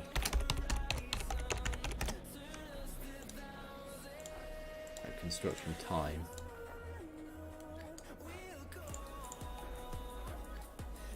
And then we're just going to set everything up based on that. We'll need to update the timer and things like that too, but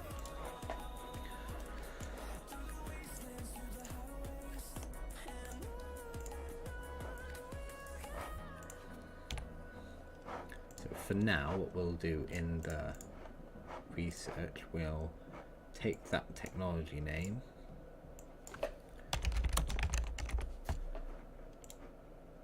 and basically, like we've done and like we'll do countless times, we'll get it from the data table.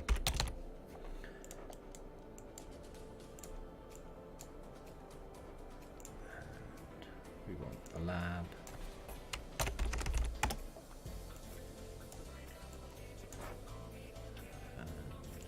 The image.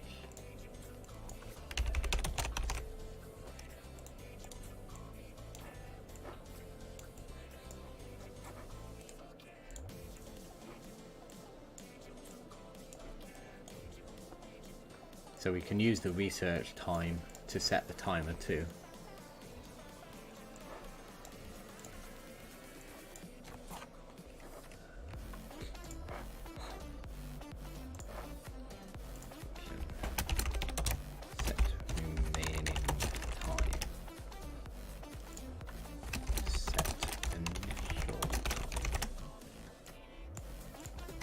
The other way around.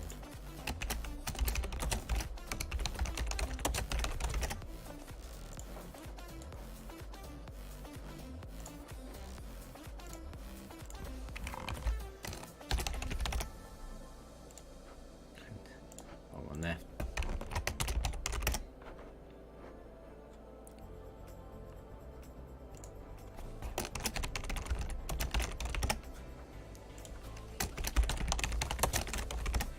I don't think we actually need the function. No. Just the this one.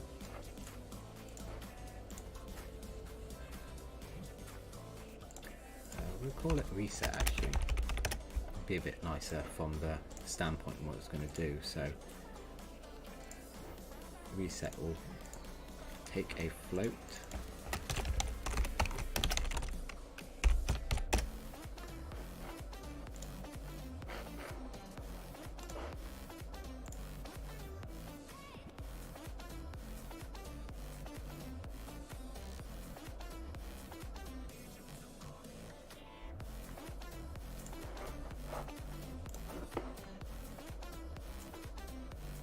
So when we reset this, we want to set the initial time and set the remaining time. We also want to set the frame, but for now we'll ignore that.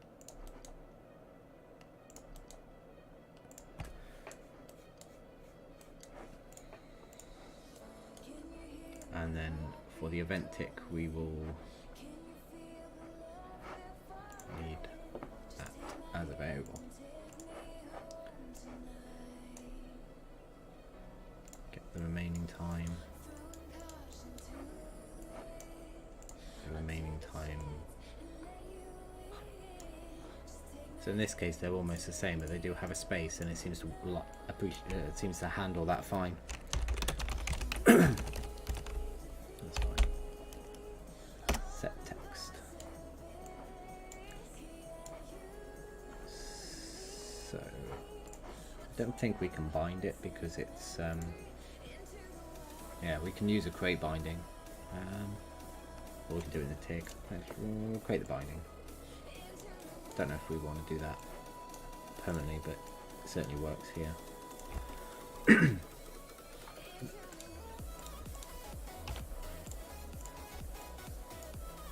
actual fact, we don't display any fractions in this context.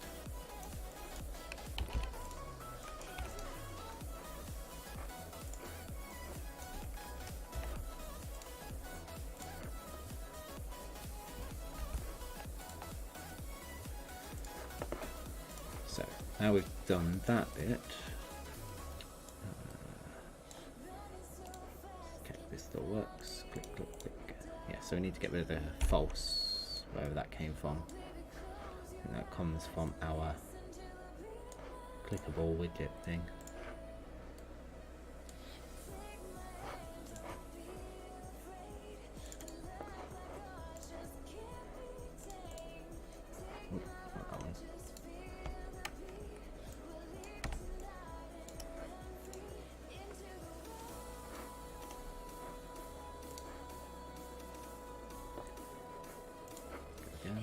Should just have the name, that's fine.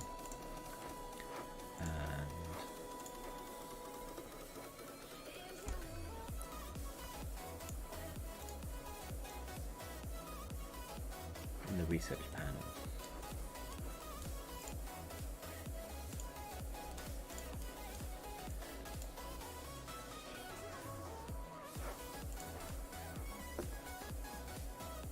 So when we click one, we're going to add a timer widget to the widget switcher. If we click a different one, we would want to remove the timer widget and add another one. So we'll call this the task container.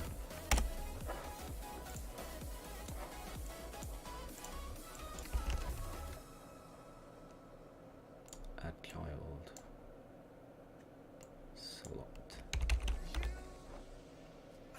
This is specific slot, panel slot. Set active widget.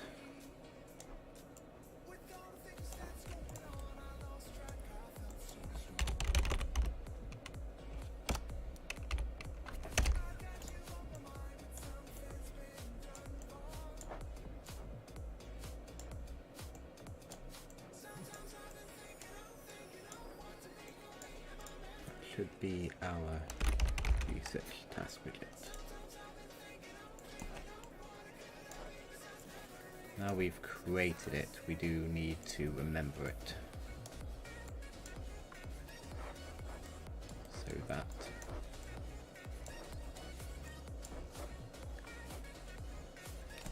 one is our research widget.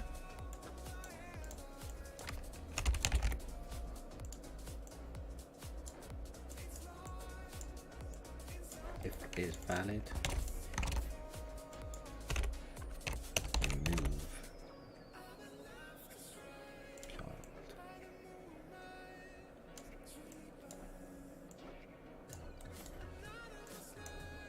If it's not valid, we just skip it. Technology is the one we've been passed in. Use that variable for both of those.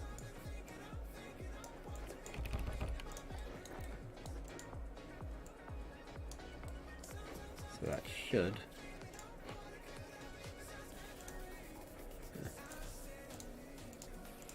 excellent. It does wobble a bit, but as I say, I'll look at the wobble some other time, try and get that to work correctly. Now, much like the original, we can't clear that without completing it, but we can obviously select different ones. A slight complication is that the the time remaining is remembered. So if we do change technology partway through, it should continue where it left off, not restart all over again. So we'll have to deal with that shortly.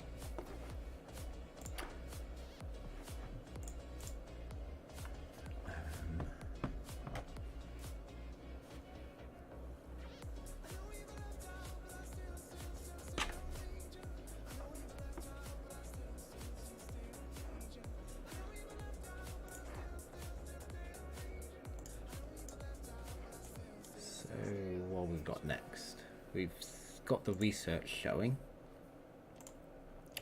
We need to allocate people to it, and we actually need researchers. So the miners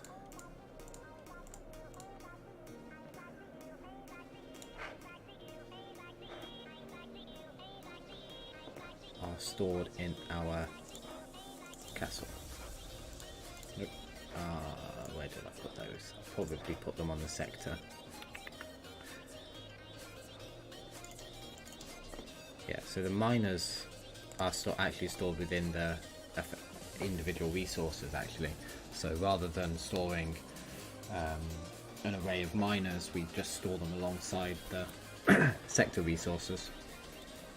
The sector resources contain the available amount, how much the player's mined, kind of all the information in one place.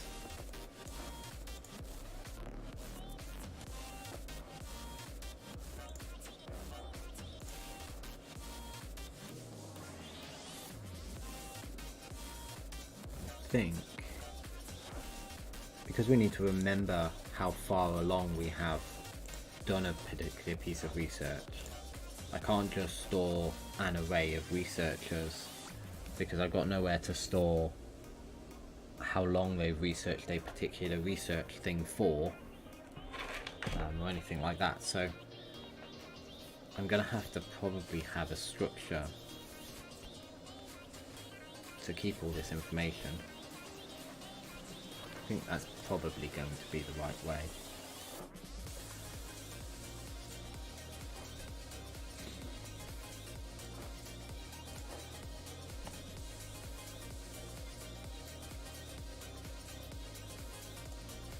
For now, researchers. Again, we'll go kind of a simple approach for the time being. So that's replicated to the owner. And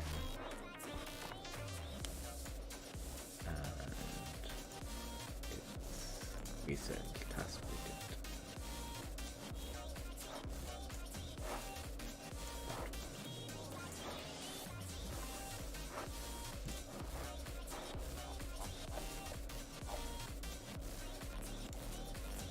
So we need to create the bindings for our mass clicks. Now what I did with that one, or that one, I seem to have closed it.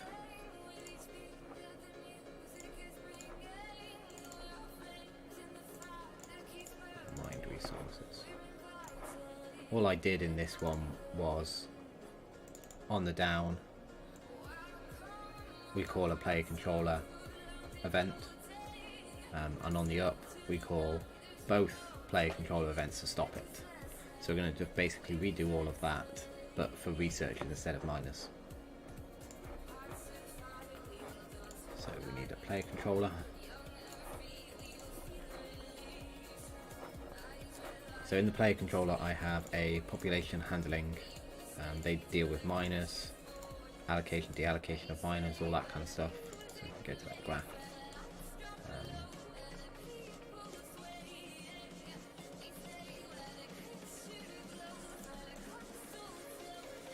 It's not exactly the cleanest and tidiest.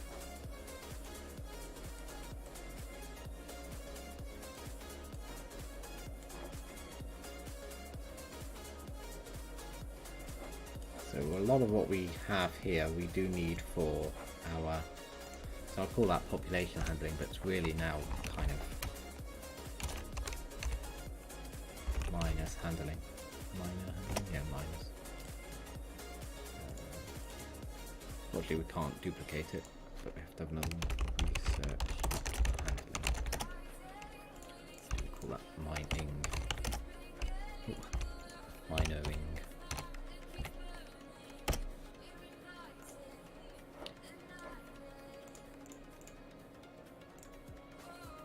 I don't think I can copy any of this because it's just going to say, oh, you got the events twice, and it's just going to give me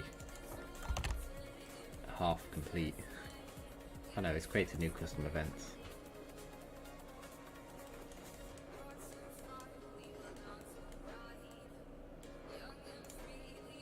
Okay, that's fine. That's close enough. So this one is the toggle allocate minors. So this one then I'll be toggle allocate researchers, and that will be technology.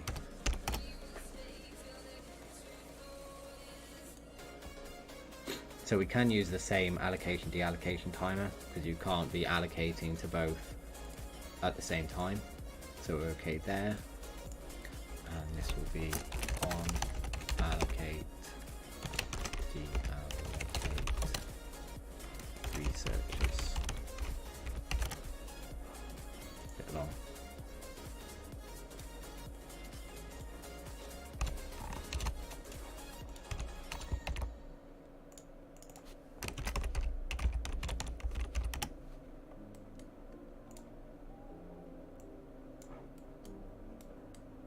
So we'll deal with that part in a moment. Just do the second one. So this one's the deallocate.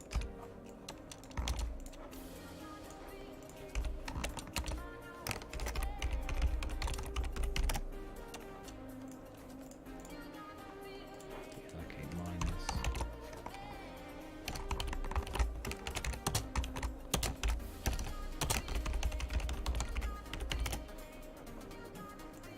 So much of it is the same.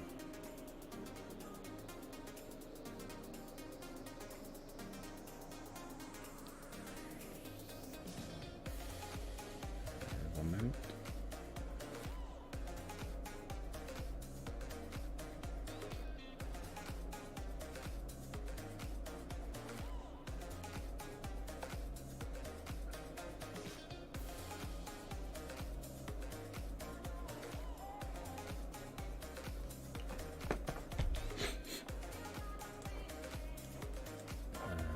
Finally, the final one is the one that's actually on the server.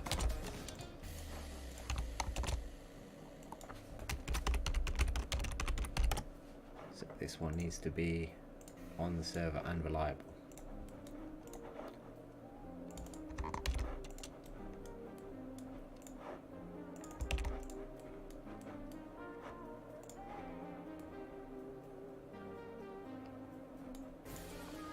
Not quite sure why that's called technology.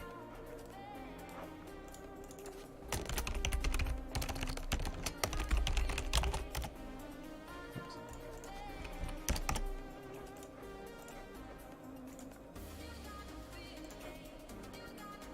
I think I may have changed the wrong one at some point, but that's okay. Okay, so now this one needs to be allocate deallocate researchers.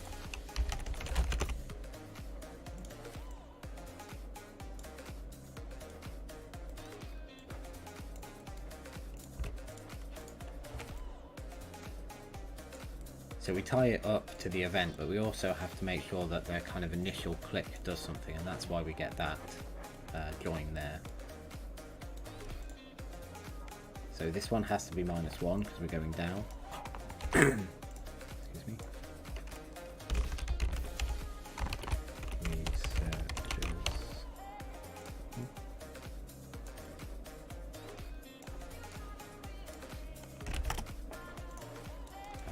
Tie that one up.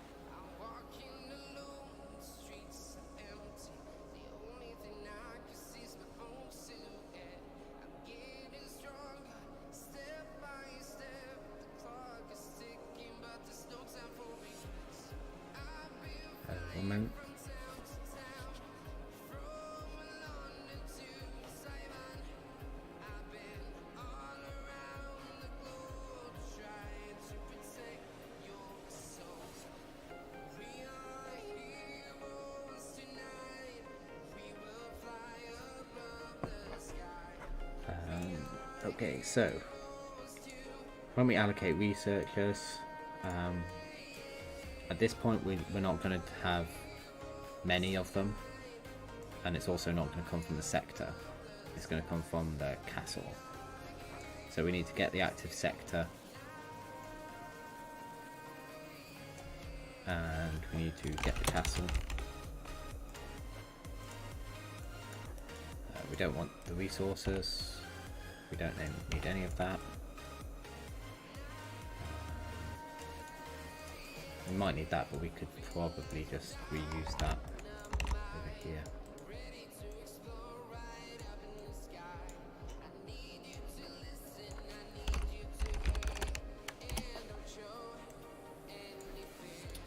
So we don't need that, we don't need to break resources.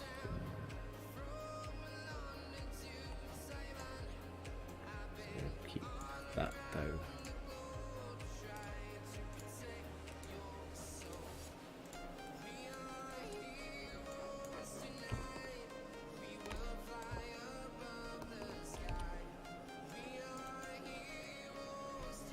So at this point we don't know, or we don't seem to store what the research is that we're doing.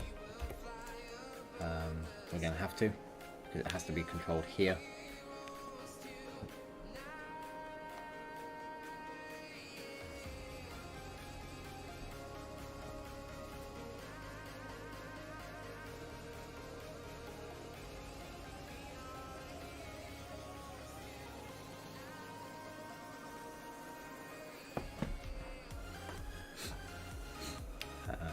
So we do need to know what the research is. We do need probably do need a structure actually. Yeah, I think we do. We'll go with this just to kind of get the basics done though.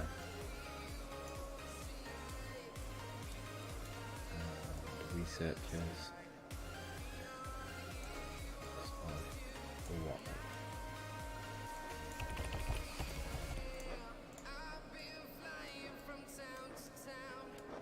So that's all the player controller. We just need to tie that up now. So mouse button up. Mind resources. When we go up, we just set the active to false on the two things that we want. So we need the technology.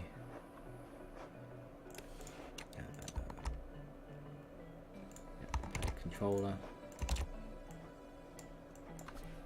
Researchers.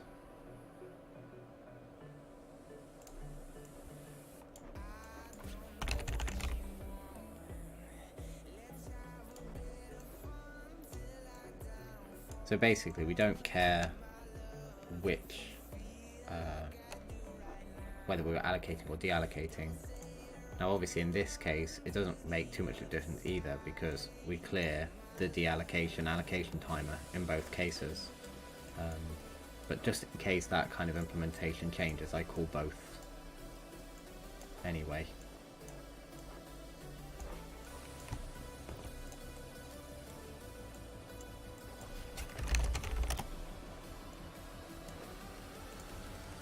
And on the allocation, basically need to do the same as we've done here. I'll take all of that, put it here.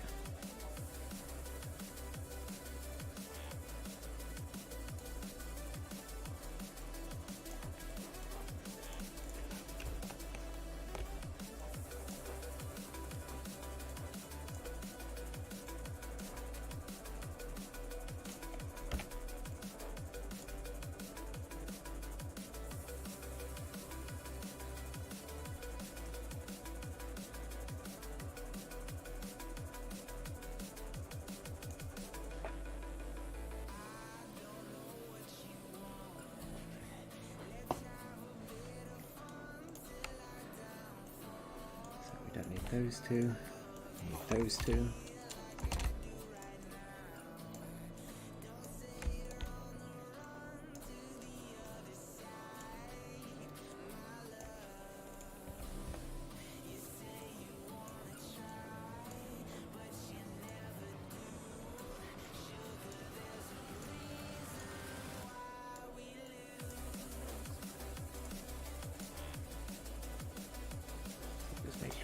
clickable, so the allocation container needs to be visible.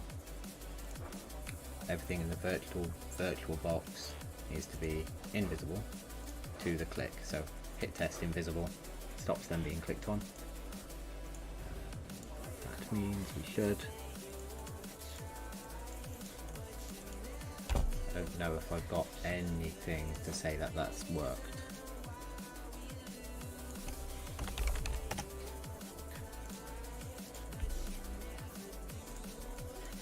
Yeah, so we're getting to that hello that I added.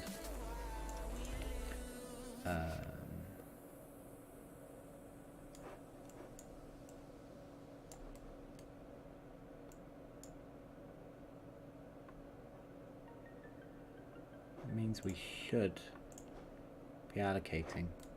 Let's clear that.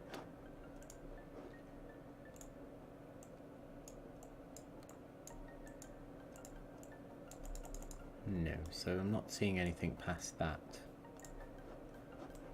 Oh, it's because it's not logging. Let's just log it.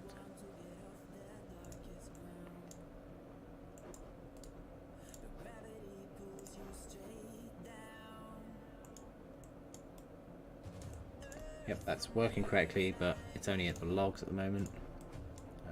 We'll leave that logging for the time being. Actually, no, we won't.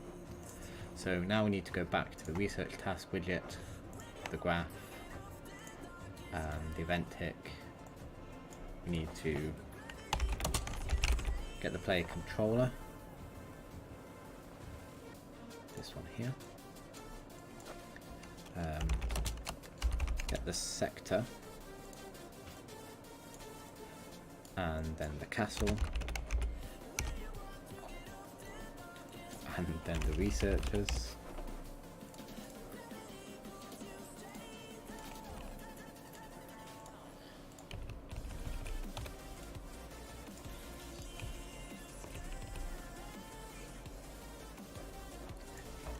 and we can put that, I think, into the bind of this one.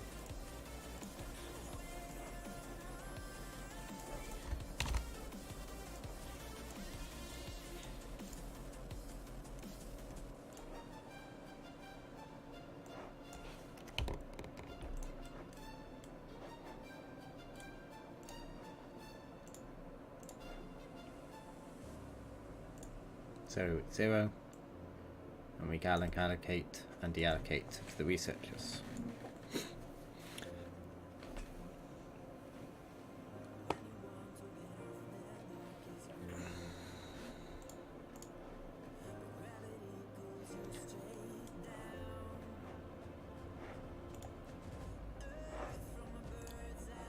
So now we've got some researchers, we do need to know how long there is left and progress that time within the player controller. But at the moment, because we don't know which technology we have,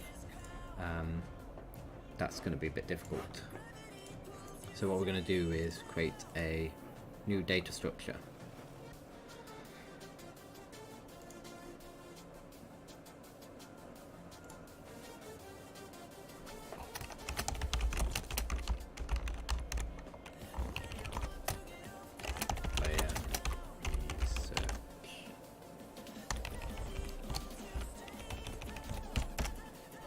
So the player research structure is going to store the name of the technology,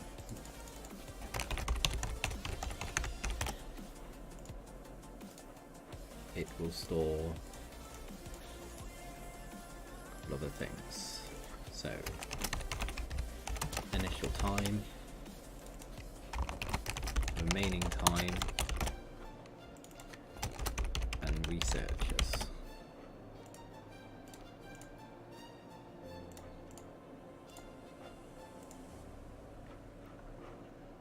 So now, when a technology is started, do I need the name? I think my mind resources have the name in it as well. Player resource. Yeah, even though they're probably stored in a map. Or they're probably not stored in a map. So maps can't replicate, so I must be storing them in an array. and finding it using our find resource index. That's fine.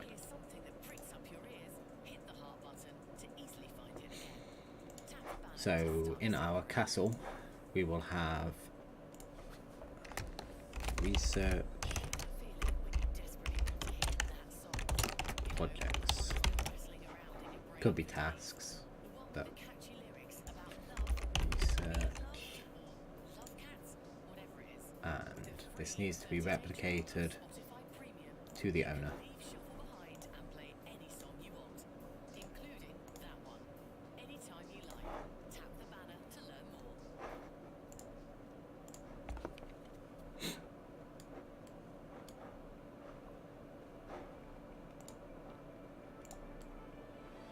So now in our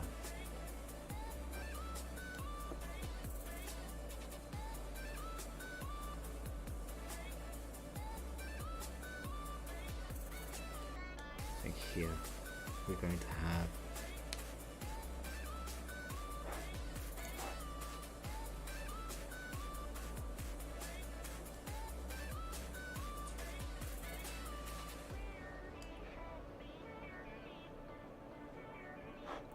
okay, so in our castle we will have a function of get research project index. So we need the index because if we need to modify it, we need to re-add it back into the array and things like that. So it's easier to just get the index and then use the index to get the actual thing we want. The input in this case is just going to be the technology.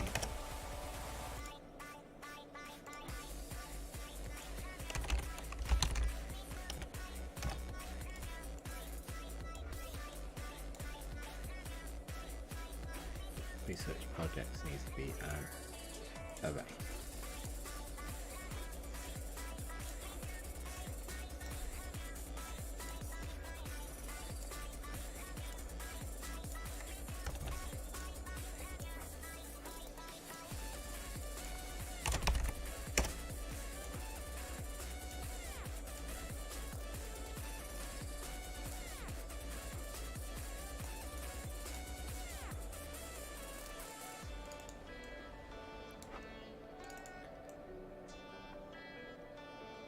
Fairly straightforward. I think that's pretty much what we had for this one. Oh, sorry, we saw the index, not the whole thing, obviously.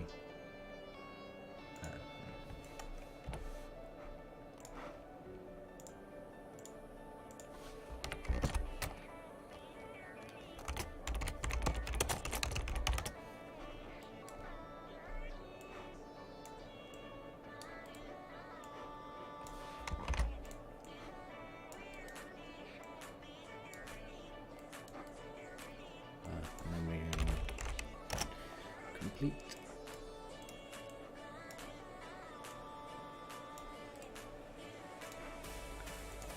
In this case, we just call that the index.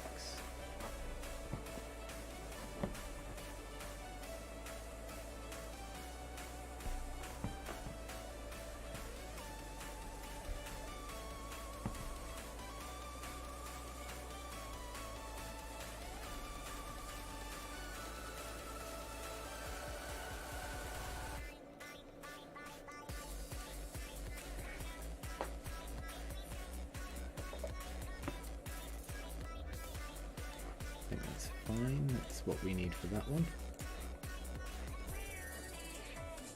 So in the player controller now we've been told to allocate or deallocate, we need to, from the castle, get research project index.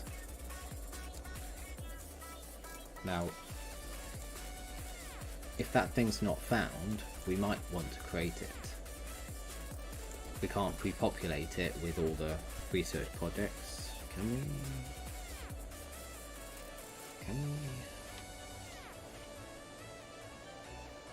I mean, we might be able to. The pre-populated list of research projects is going to be very similar to the available technologies array. So I think we could do that.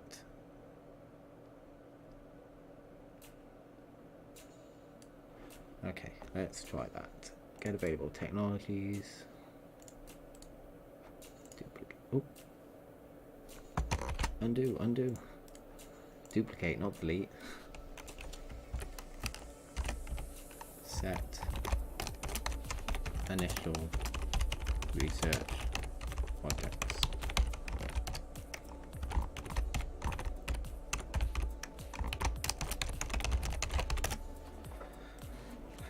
So the key difference to get about this function is that we are actually going to modify the research projects. Get. And we're going to do it over here. So this is the name of the research, and that's the actual technology. We want to make structure. Make research. Okay, research is one I want.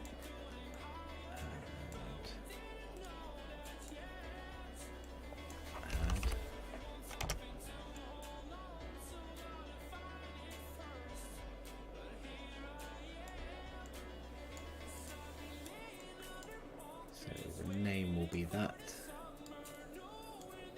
and the initial time will be that.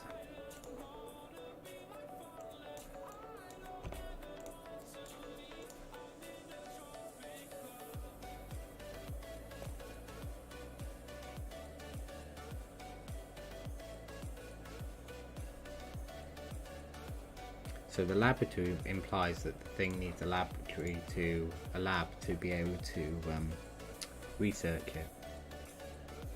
That might be something that's useful.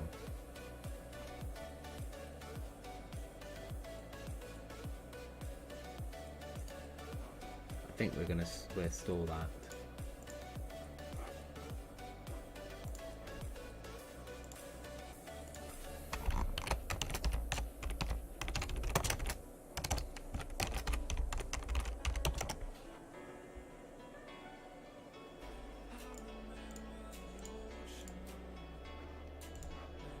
We can use that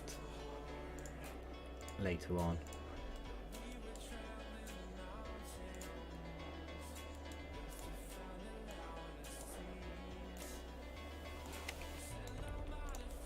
So we create this new player research object. We want to get rid of that. And we'll keep the strings, we'll deal with the strings in a minute.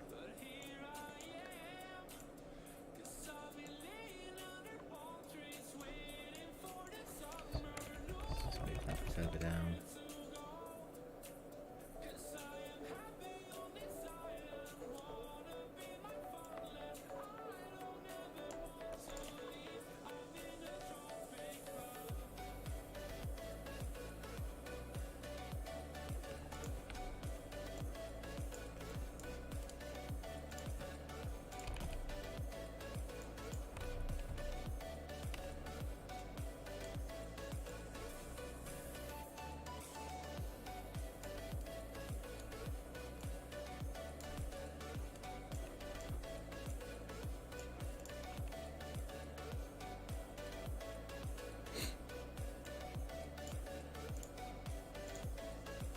So the remaining time is always going to be the same as the initial time to start with.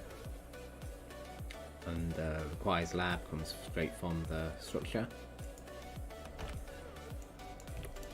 And the research is always going to be 0. So that's fine. We add it to our research projects. We don't want to return anything anymore.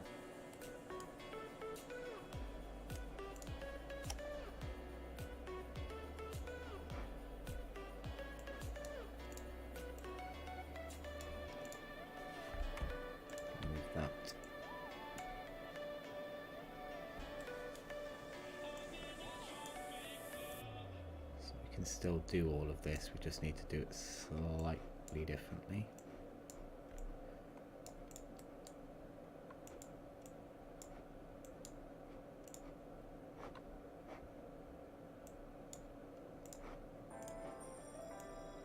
This is our name.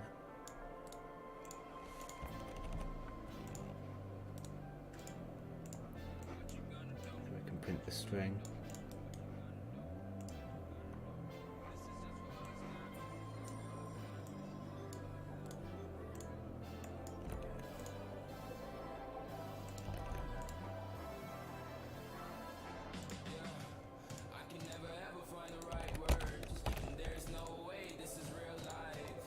So the end result of that should be an array of similar stuff that we had before. The advantage is now we've got a whole bunch more information available, and it's replicated, etc. So now we know that when we call get research project index, it should find something. If it doesn't find anything, then we need to know. So we'll do a branch. Do that is not equal to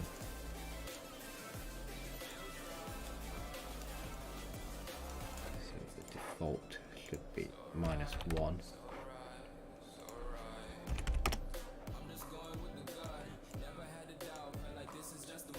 Wondering if and here I've done the same thing. Yeah, so that should be -1.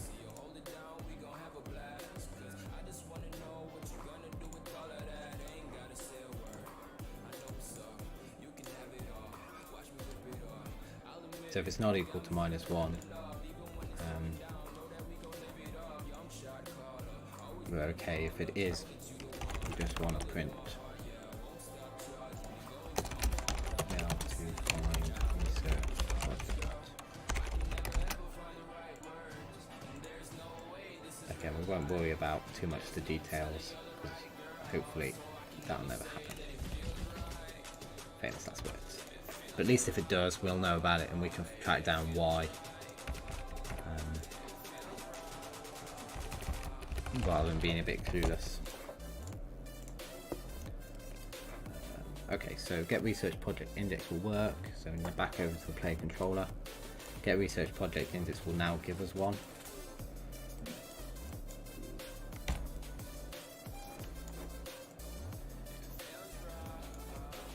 Now it's not possible to have researchers on more than one project at a time.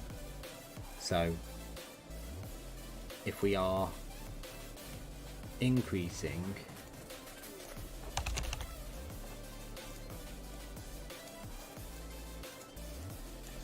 so if our quantity is compared to a 0 less than greater than 0, it means we're going up. If we're going up, we need to make sure that we've not allocated population to any other researchers. So we will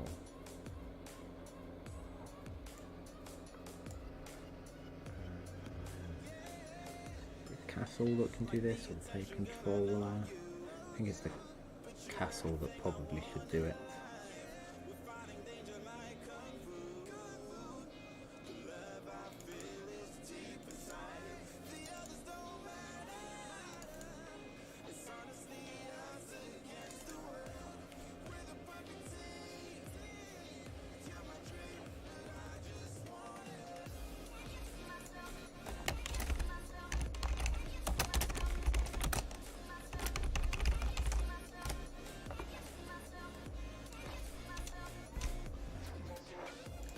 Probably not quite what we want to call it. Because if we're going up but we're already allocating to the same one, then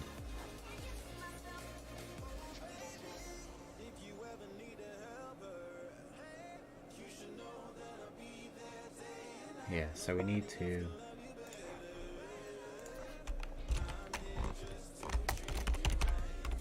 reset research project.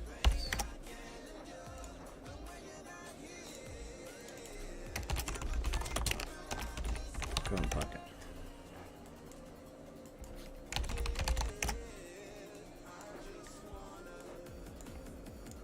So basically we will iterate through all of our projects.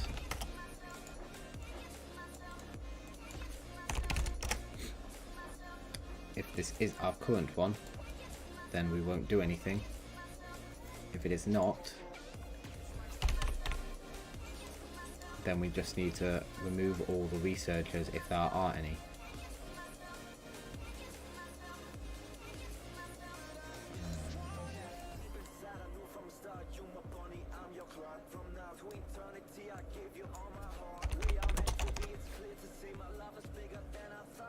I think we need to do that. I think all we need to do is all that.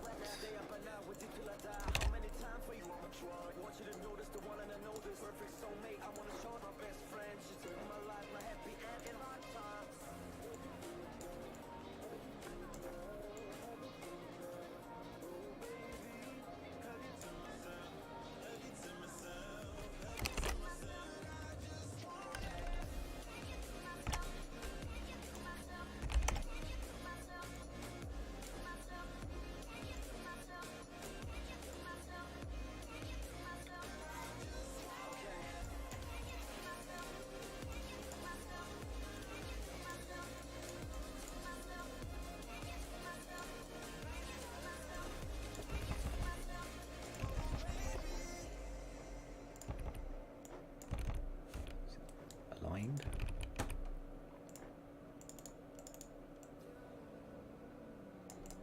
So basically in this case we're saying for every research project that's not the current one,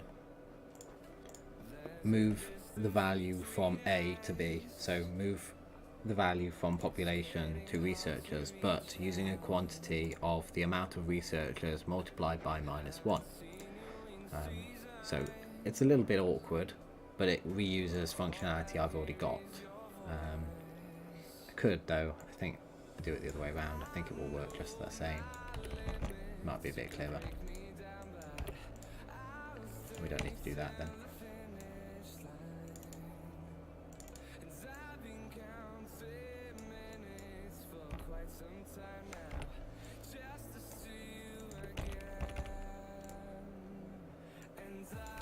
That's better. So move all the researchers to the population so that we're done, and that should change the value by reference.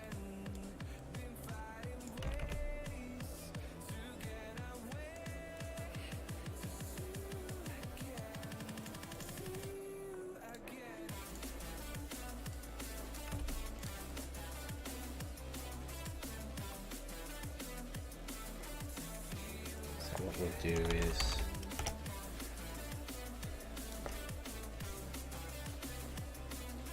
print out the population when that happens, just not to the screen.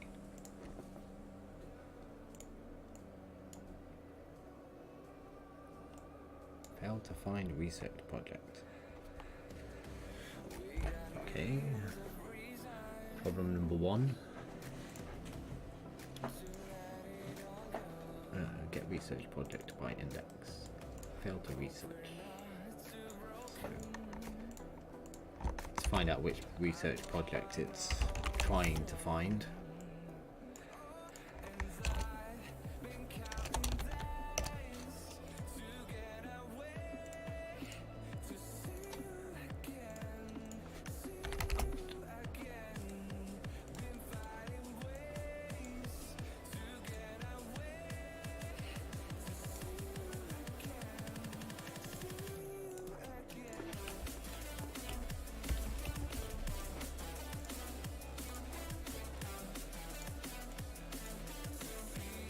So it's trying to find the right one.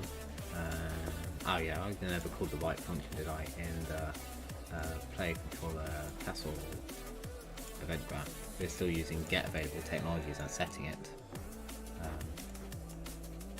We won't do that at all now, and instead we'll do the new function. That means our research, available research, is not going to show anything. Empty. But we can then go back to the research panel.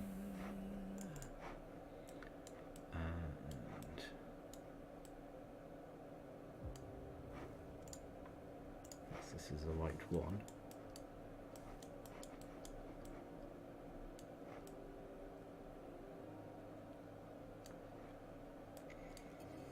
So since we're going to still need the sprite and the category, we still have to fetch it from the array, but it's just not available technology. It's research projects instead.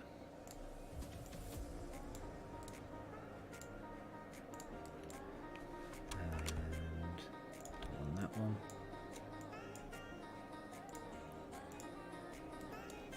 The row name is there.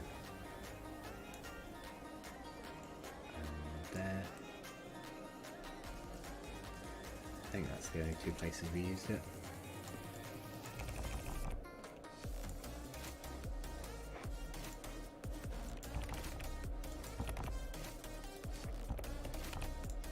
So that should put them all back. Not quite. That needs to be there too.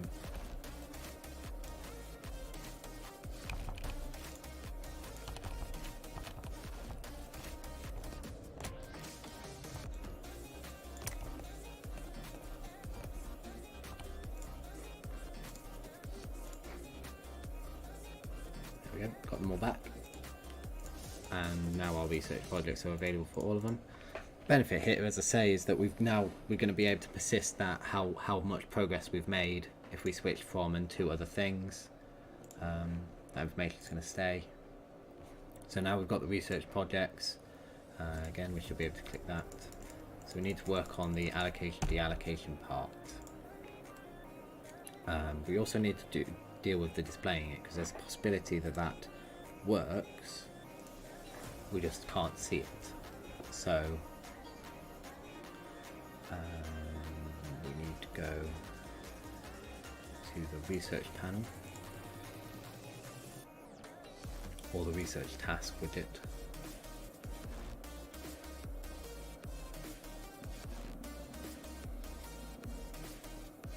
There's an element of the fact that the research task widget doesn't necessarily need to be separate, because it's all going to happen within the research panel anyway, and maybe separating that doesn't provide any benefit.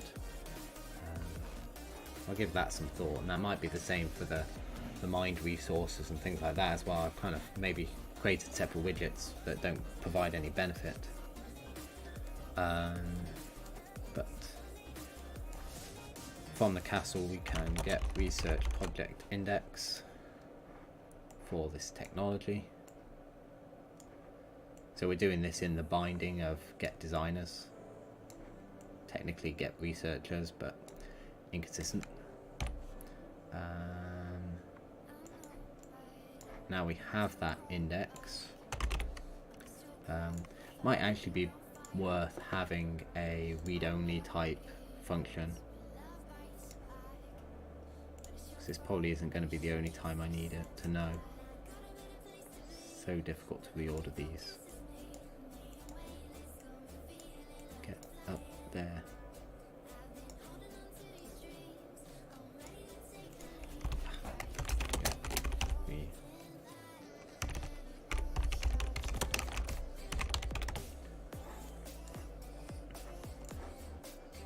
So obviously in this case we just need to give it the technology name, and the output will be the project.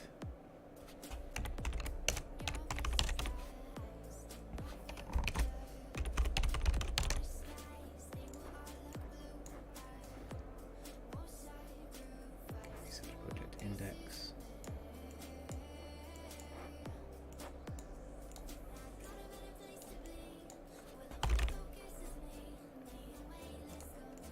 We'll still return a reference, but we can't return a reference from this function, so hence the need for having this research project index, because that's the only way to get references. So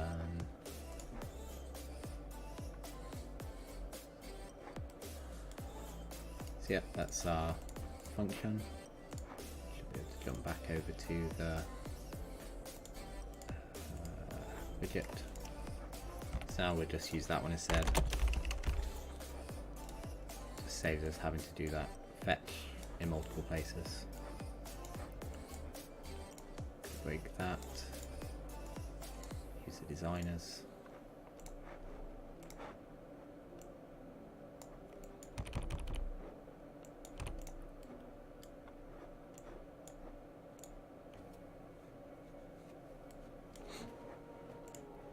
Now the downside with the binding in this case is that this part of it is going to have to be redone every time we want information from it, which we will need for the timer as well, so we might have to change it.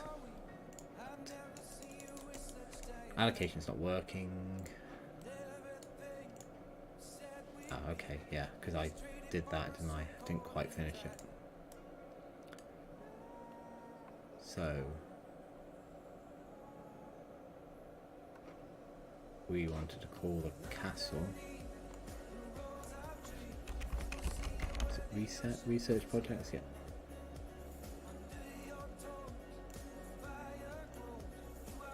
So if we're going up, but if we're going down, it doesn't matter. It's really only, we can only allocate more to the same one. In actual fact, that's probably not the right way to do it.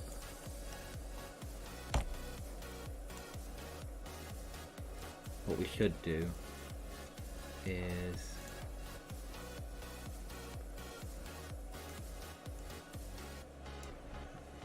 let's just finish this off. Get research projects. So we need to get the reference in this case again for that index. And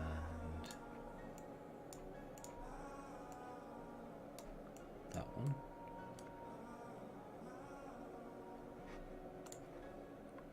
So I'm not quite sure 100% if that's going to work, whether there's copies, well, I don't know, or anything, so we'll go. Okay, that does. Great.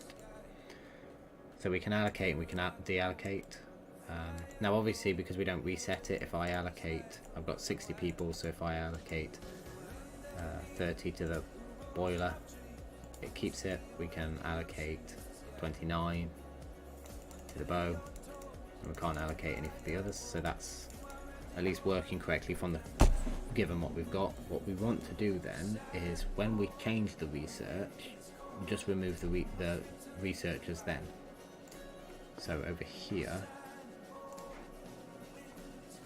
here's where we click it.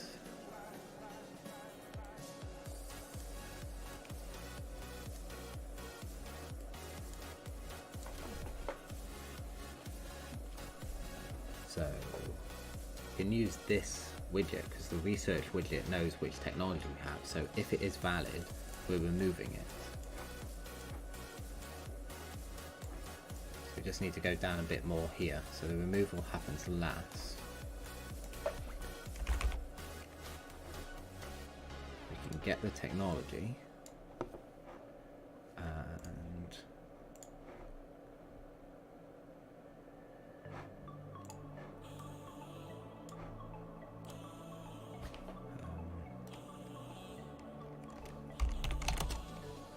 Custom event.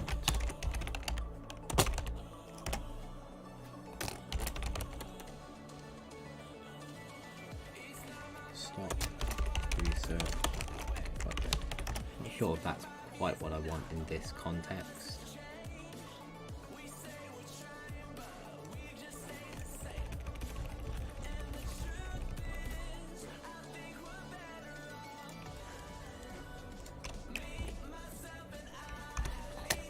Deallocate researchers.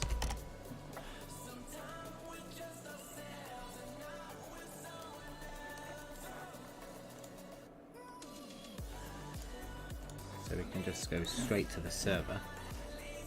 So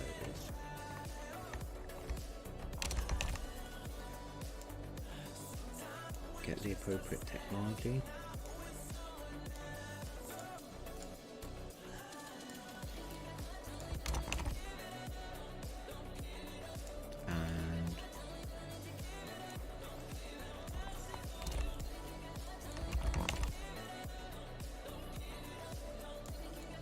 that over again.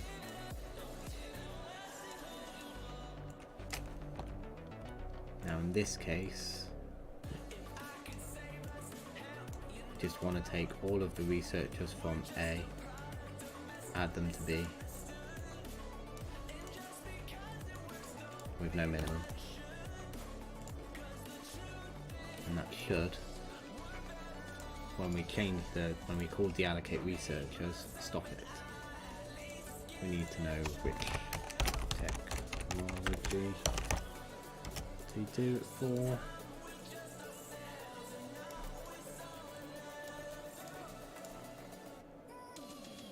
And finally, in the research panel,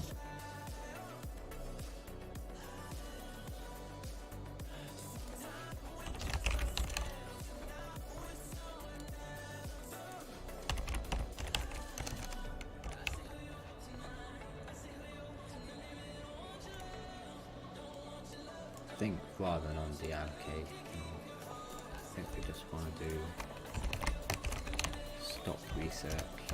I think that just makes it a bit clearer.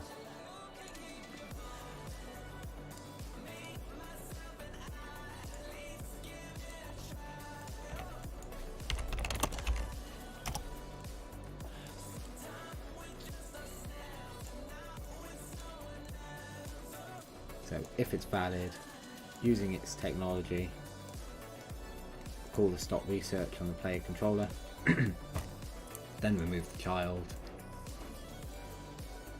then create a new one for the new technology.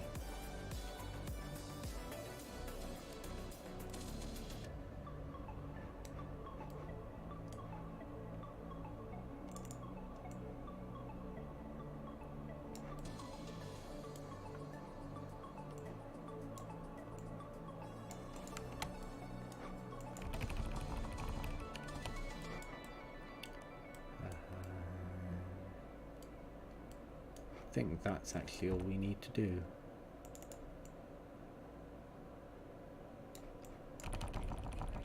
Let's make that a bit clearer.